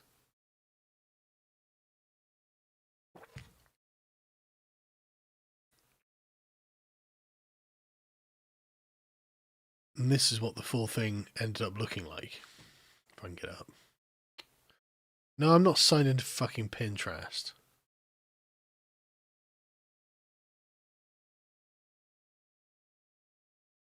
I'm not fucking signed into X. Yeah, it's unreal, right? It just doesn't look like it's fucking real. It's because he is that fucking good at doing the true non-metallic metals. I'm very happy to say this is done. Yeah, I bet you're fucking happy. Oh, fuck off. Look at that. Fucking look at that. Like, superb command of light. Superb command of reflection. And it's the bold and the bravery in the light areas, right? Because if you look at this here, right, this bit here, right, or you know this bit here, like if you look at the amount of that, can I zoom in on this? Not really. Okay. Well, if you look at like that triangle there, right, that's basically just white. The confidence to do that is what is important here. Like if you look at that square there on the thing, that's just white. It takes a lot of confidence to do that. And I don't really have that kind of confidence. Like large areas where you're like, no, this is going to read correctly because this, I mean, it's not wrong at all, obviously, right? It's obviously not wrong because you've seen really reflective metals in the past. You know, you've seen it. Yeah, Elemistura's Castellan Robot and Chrome is fucking amazing as well. I'll get that up in a second. But it's one of those things where it's just like, this reads so perfectly. I just can't get over it. And where's the jetpack on the back? Yeah, can I get that up? No, I couldn't. But that was amazing as well.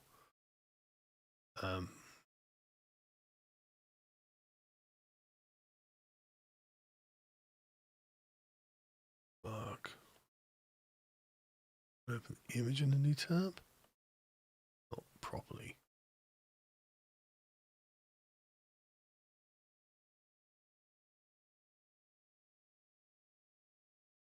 Oh god damn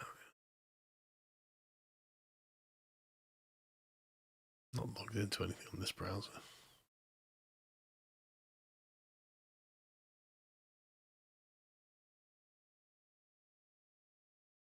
Oh, fuck off TikTok. Never use TikTok either. So yeah, that's him just moving it around. You can see, like, can I pause this? Right, can I go back? Right, so you see on the top here, right, this is all just the same tone of yellow. You'd be like, is that...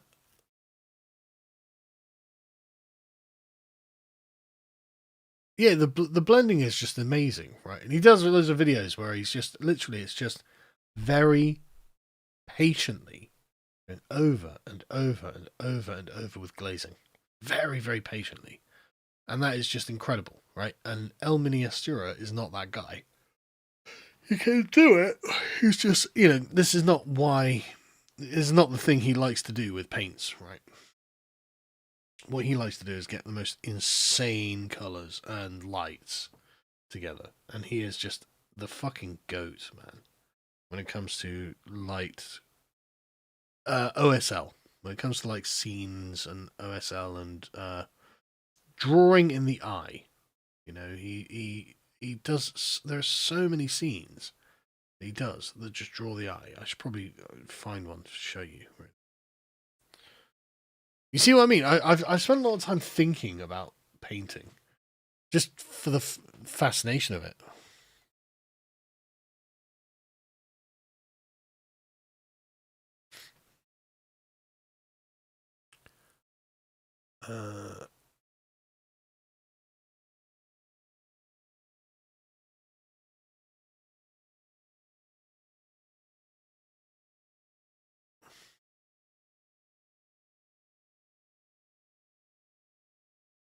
I mean, just everything he does just comes out beautifully.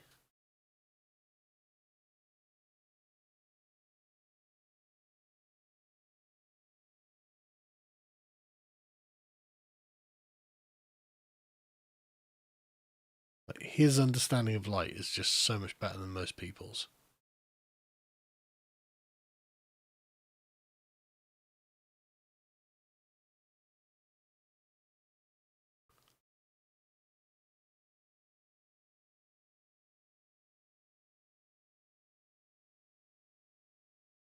This is gorgeous. Absolutely gorgeous.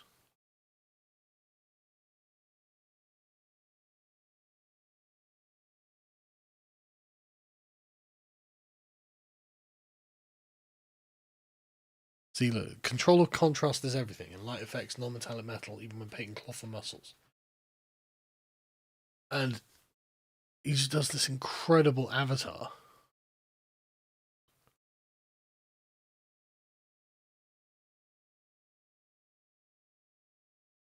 And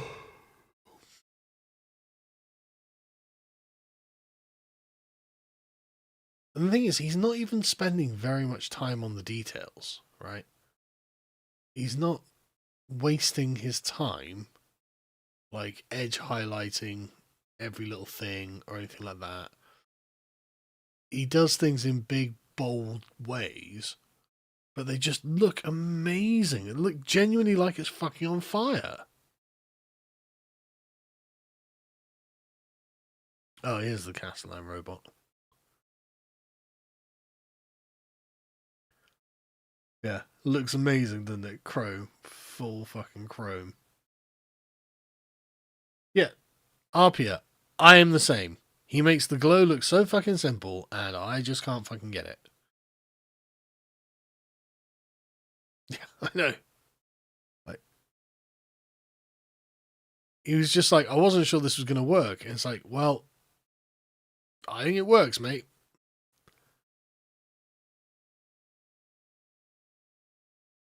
Like,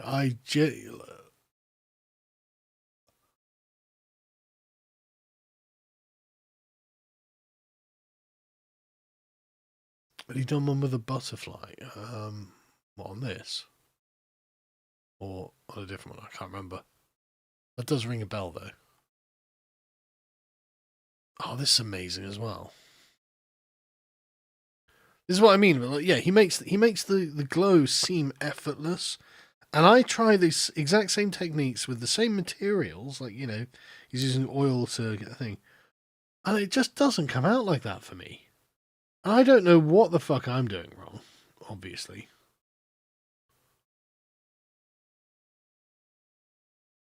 I think a lot of it is. I think he's using inks. After using inks on my Lord of Change, I think I see where I've been going wrong a little bit, but again, it's not. I'm never going to get anywhere near him. And by God, is it frustrating.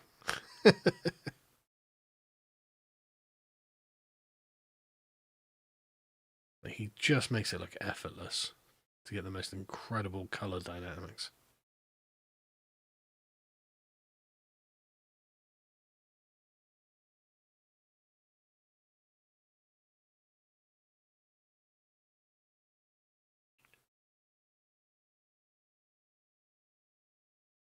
Well, the white that he dips on will be an oil paint. 100%.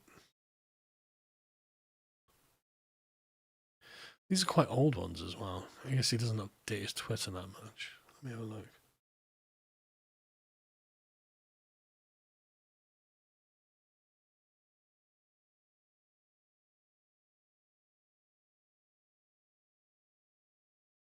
Watch some of his YouTube shorts, I guess. No, don't copyright me. Right, so here's that. There we go. So I mean, it's the skill with the glow, man.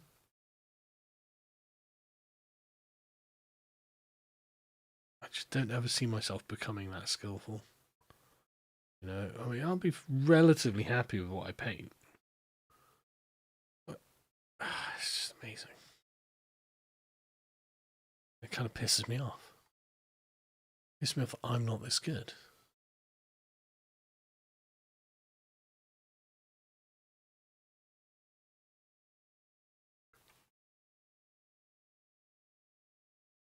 Who he wants to, he can just do some incredible work. And like, not, I mean, obviously everything he does is incredible, but what he, like with the like the smoothness and things like that there.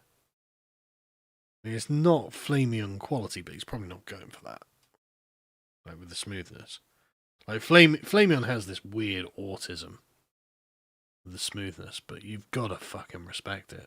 It's so good. There's a guy on Instagram called Aspis Minis. That's where I see him, who also does incredibly smooth blends like Flameon, and so his whole thing looks just like 3D rendered. Honestly, like the 3D fucking rendered. And I'm just eternally jealous of the patience I do not have. And it's not just the patience either. Like, I might have the patience. It's also the skill. I just don't have that level of skill, and I don't know if I ever will. I very much doubt that I ever will, actually, now I think about it. So, look at it. Fucking, see what I mean? Like, he's not spending any amount of time on blending there. But the eye just draws it all together. Because he's so confident with the reflections of the light. So confident with it. And I'm just like, man, can't do that.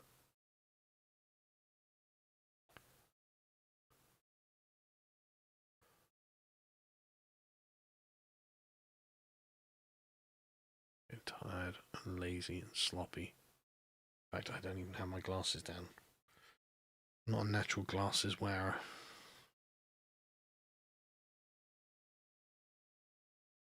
Yeah, I tell you, this is the stupidest thing in the world, isn't it? Let me just play this guy's amazing videos while I paint like shit.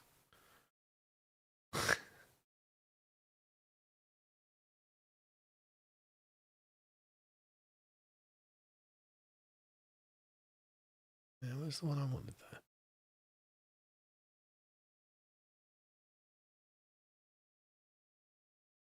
That one.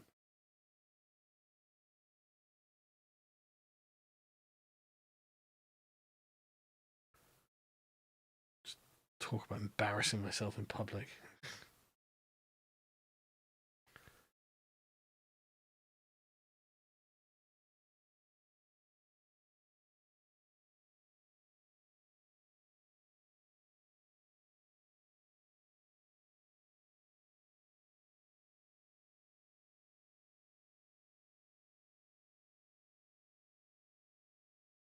This is one of the first things I saw from him. I was just like, Jesus.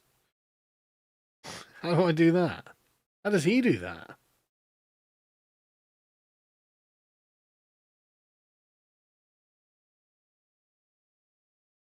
It looks like he's genuinely fucking glowing. These things look hot to the touch. Okay. Anyway. Enough of this guy dunking on me by just being way more talented. It's inspiring, but I tell you what, man, it ain't easy. And these guys are making it look easy.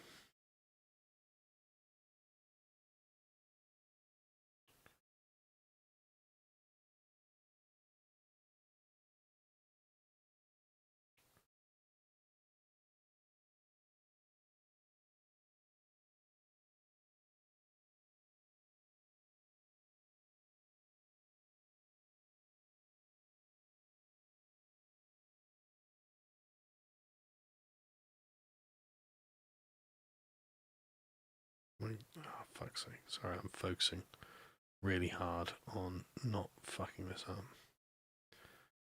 It doesn't matter because I'm going to have to do multiple layers and passes on what I'm doing, so I'll catch all of them, but still. The fewer mistakes you make on the first pass, the easier you make it for yourself.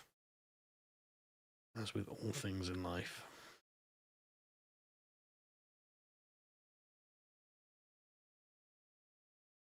I mean, literally. Like, there's just nothing in life that's not good advice for. Take your time, get it right the first time, then you'd have to do it a second time. Or at least, even if you have to go over it a second time, it's a lot easier because you've done most of it.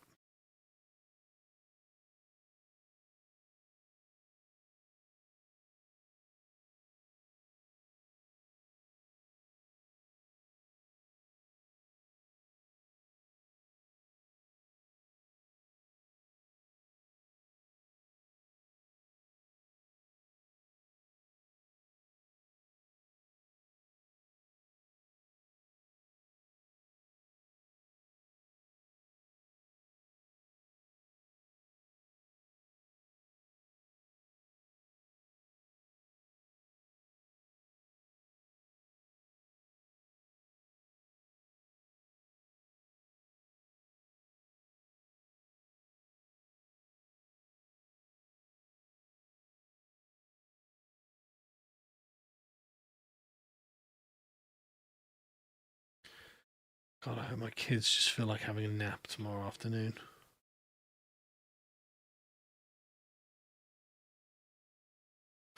I'd really like to be able to just do my painting. They'll understand. Just need to get this done, sweetheart. Go have a nap. Go lay down in bed. Here's the tablet.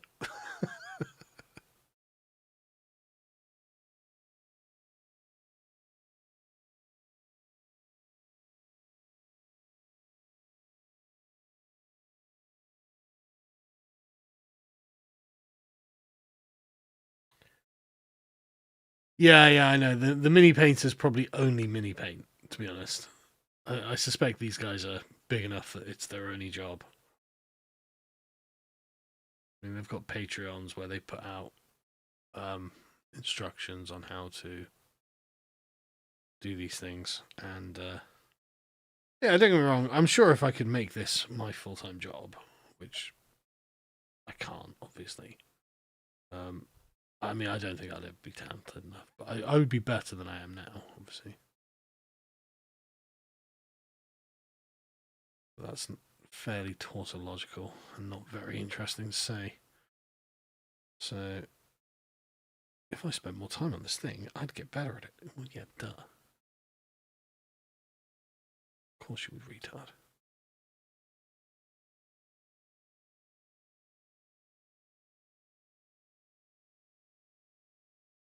Question is, why aren't you good enough to be able to do this full time? Hmm. Yeah, they must have started somewhere. So the guy I'm painting at the moment is this squad leader. Can't remember what he's called now. Some sort of renegade, not a champion, but like I don't know what they call him actually. Can't remember his name.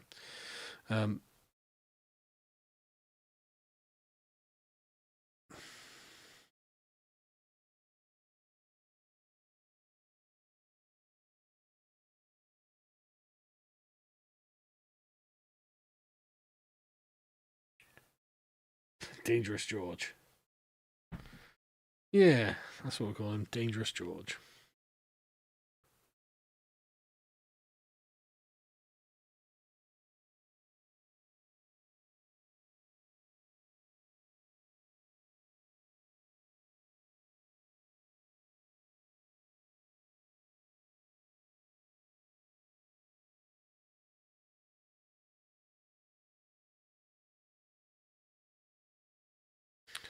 Just go to bed because I'm going to be tired tomorrow and I'm going to regret it. Not going to have any sugar, or I might even have maybe my lack of sleep cause weakness of will and I'll break. Like, fuck it, go on. And I'll really hate myself for the rest of the day. I'll be in a mood. I'll beat my wine.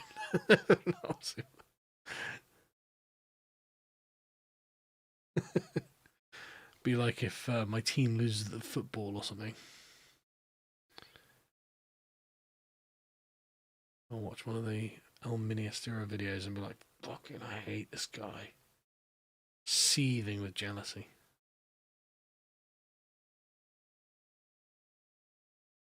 Fucking there.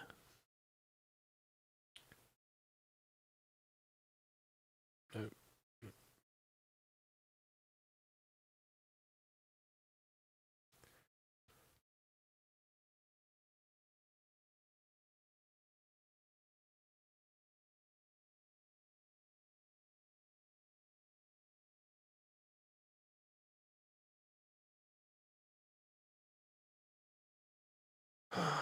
It's 2 o'clock.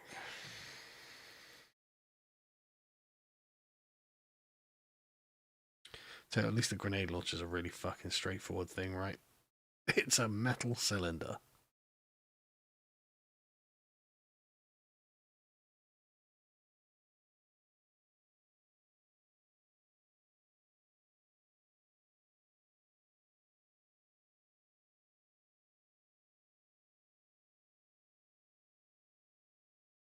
Yeah, I know I'm up late. I want to get just my guys base coated because we're playing Kill Team again on Tuesday.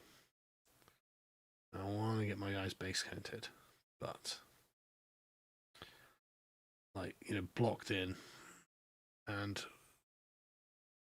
Saturday evening is the one evening where I have a bit of flexibility to stay up late if I want to. Now I don't. It's only because I don't have to get up super early the next day.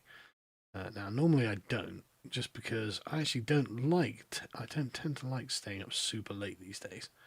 Because I'm always just gonna be fucking tired the next day. Because my kids will be. It'll be like 6 in the morning, and they'll start banging around. Someone will have an argument with someone else. Someone will start crying. Ah, for fuck's sake! And now I've got to get up and deal with whatever is happening. And so there's just no advantage to it. There's no advantage to it. I may as well. It would be more sensible to go to bed early.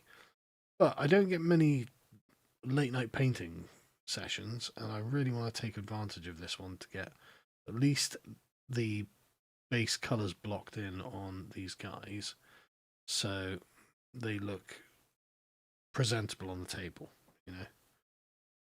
because I'm not going to be able to do loads of detail on them before Tuesday, obviously. I mean, I could probably get 1 or 2 done. Or to put my shoulder to the grindstone, but not worth the hassle. And then having the other ones looking like total shit. I'd rather have an entire squad who look mediocre, but at least uniform. because there is appeal in uniformity. And when a group of things all look in some way the same, as in wearing the same uniform or something like that, that is aesthetically pleasing in and of itself.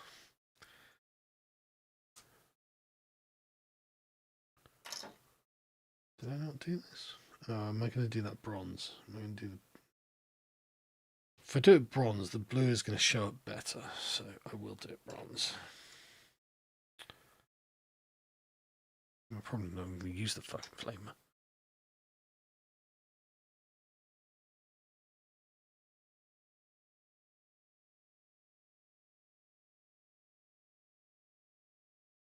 Because you can only have two. Wait, is this the one I'm using?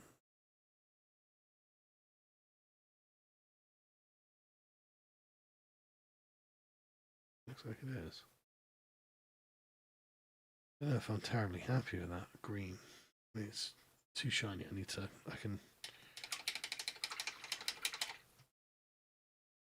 do something about that, but like that's not the issue. The colour green I wanted.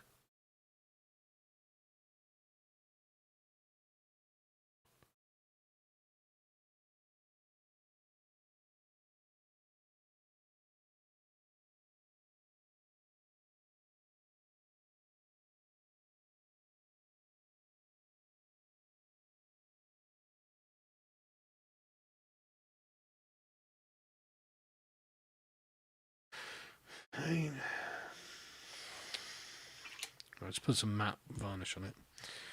So we'll let that set for a minute while I do this bayonet and stuff. Hey, he's got a bayonet. That's cool.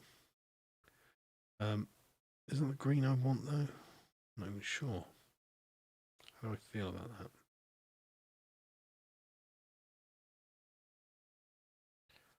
Maybe let's go back to the olive and paint it with the dark wash. So that actually looked alright, I thought.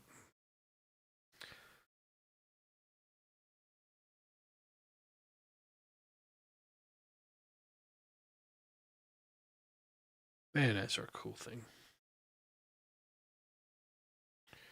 There's something about, like, no, I didn't mean to have a knife on here, but it turned out I needed one in the end. There's something funny and cool and interesting about that. Don't even know what it is. Like, there's something more aggressive about bayonet than having a gun, right?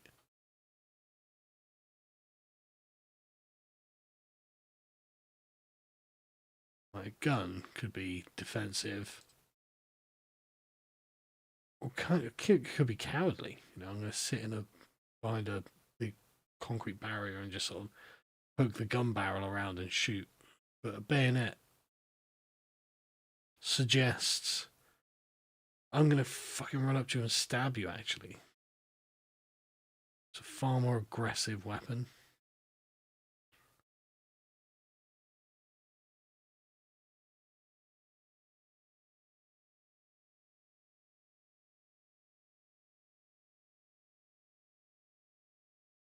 Suggests a different style of war that you're going to have to deal with, which could be a pain in the ass, to be honest.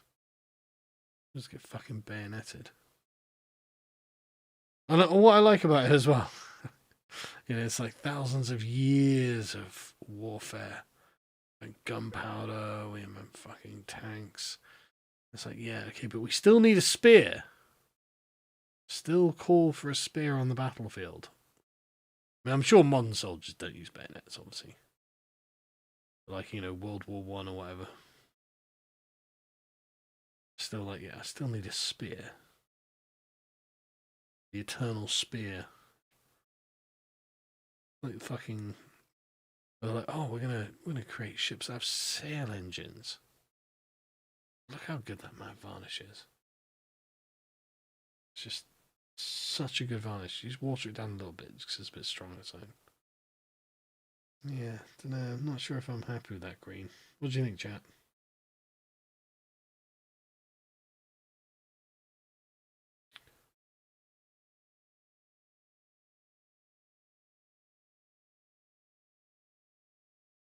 A bit too green, if you know what I mean.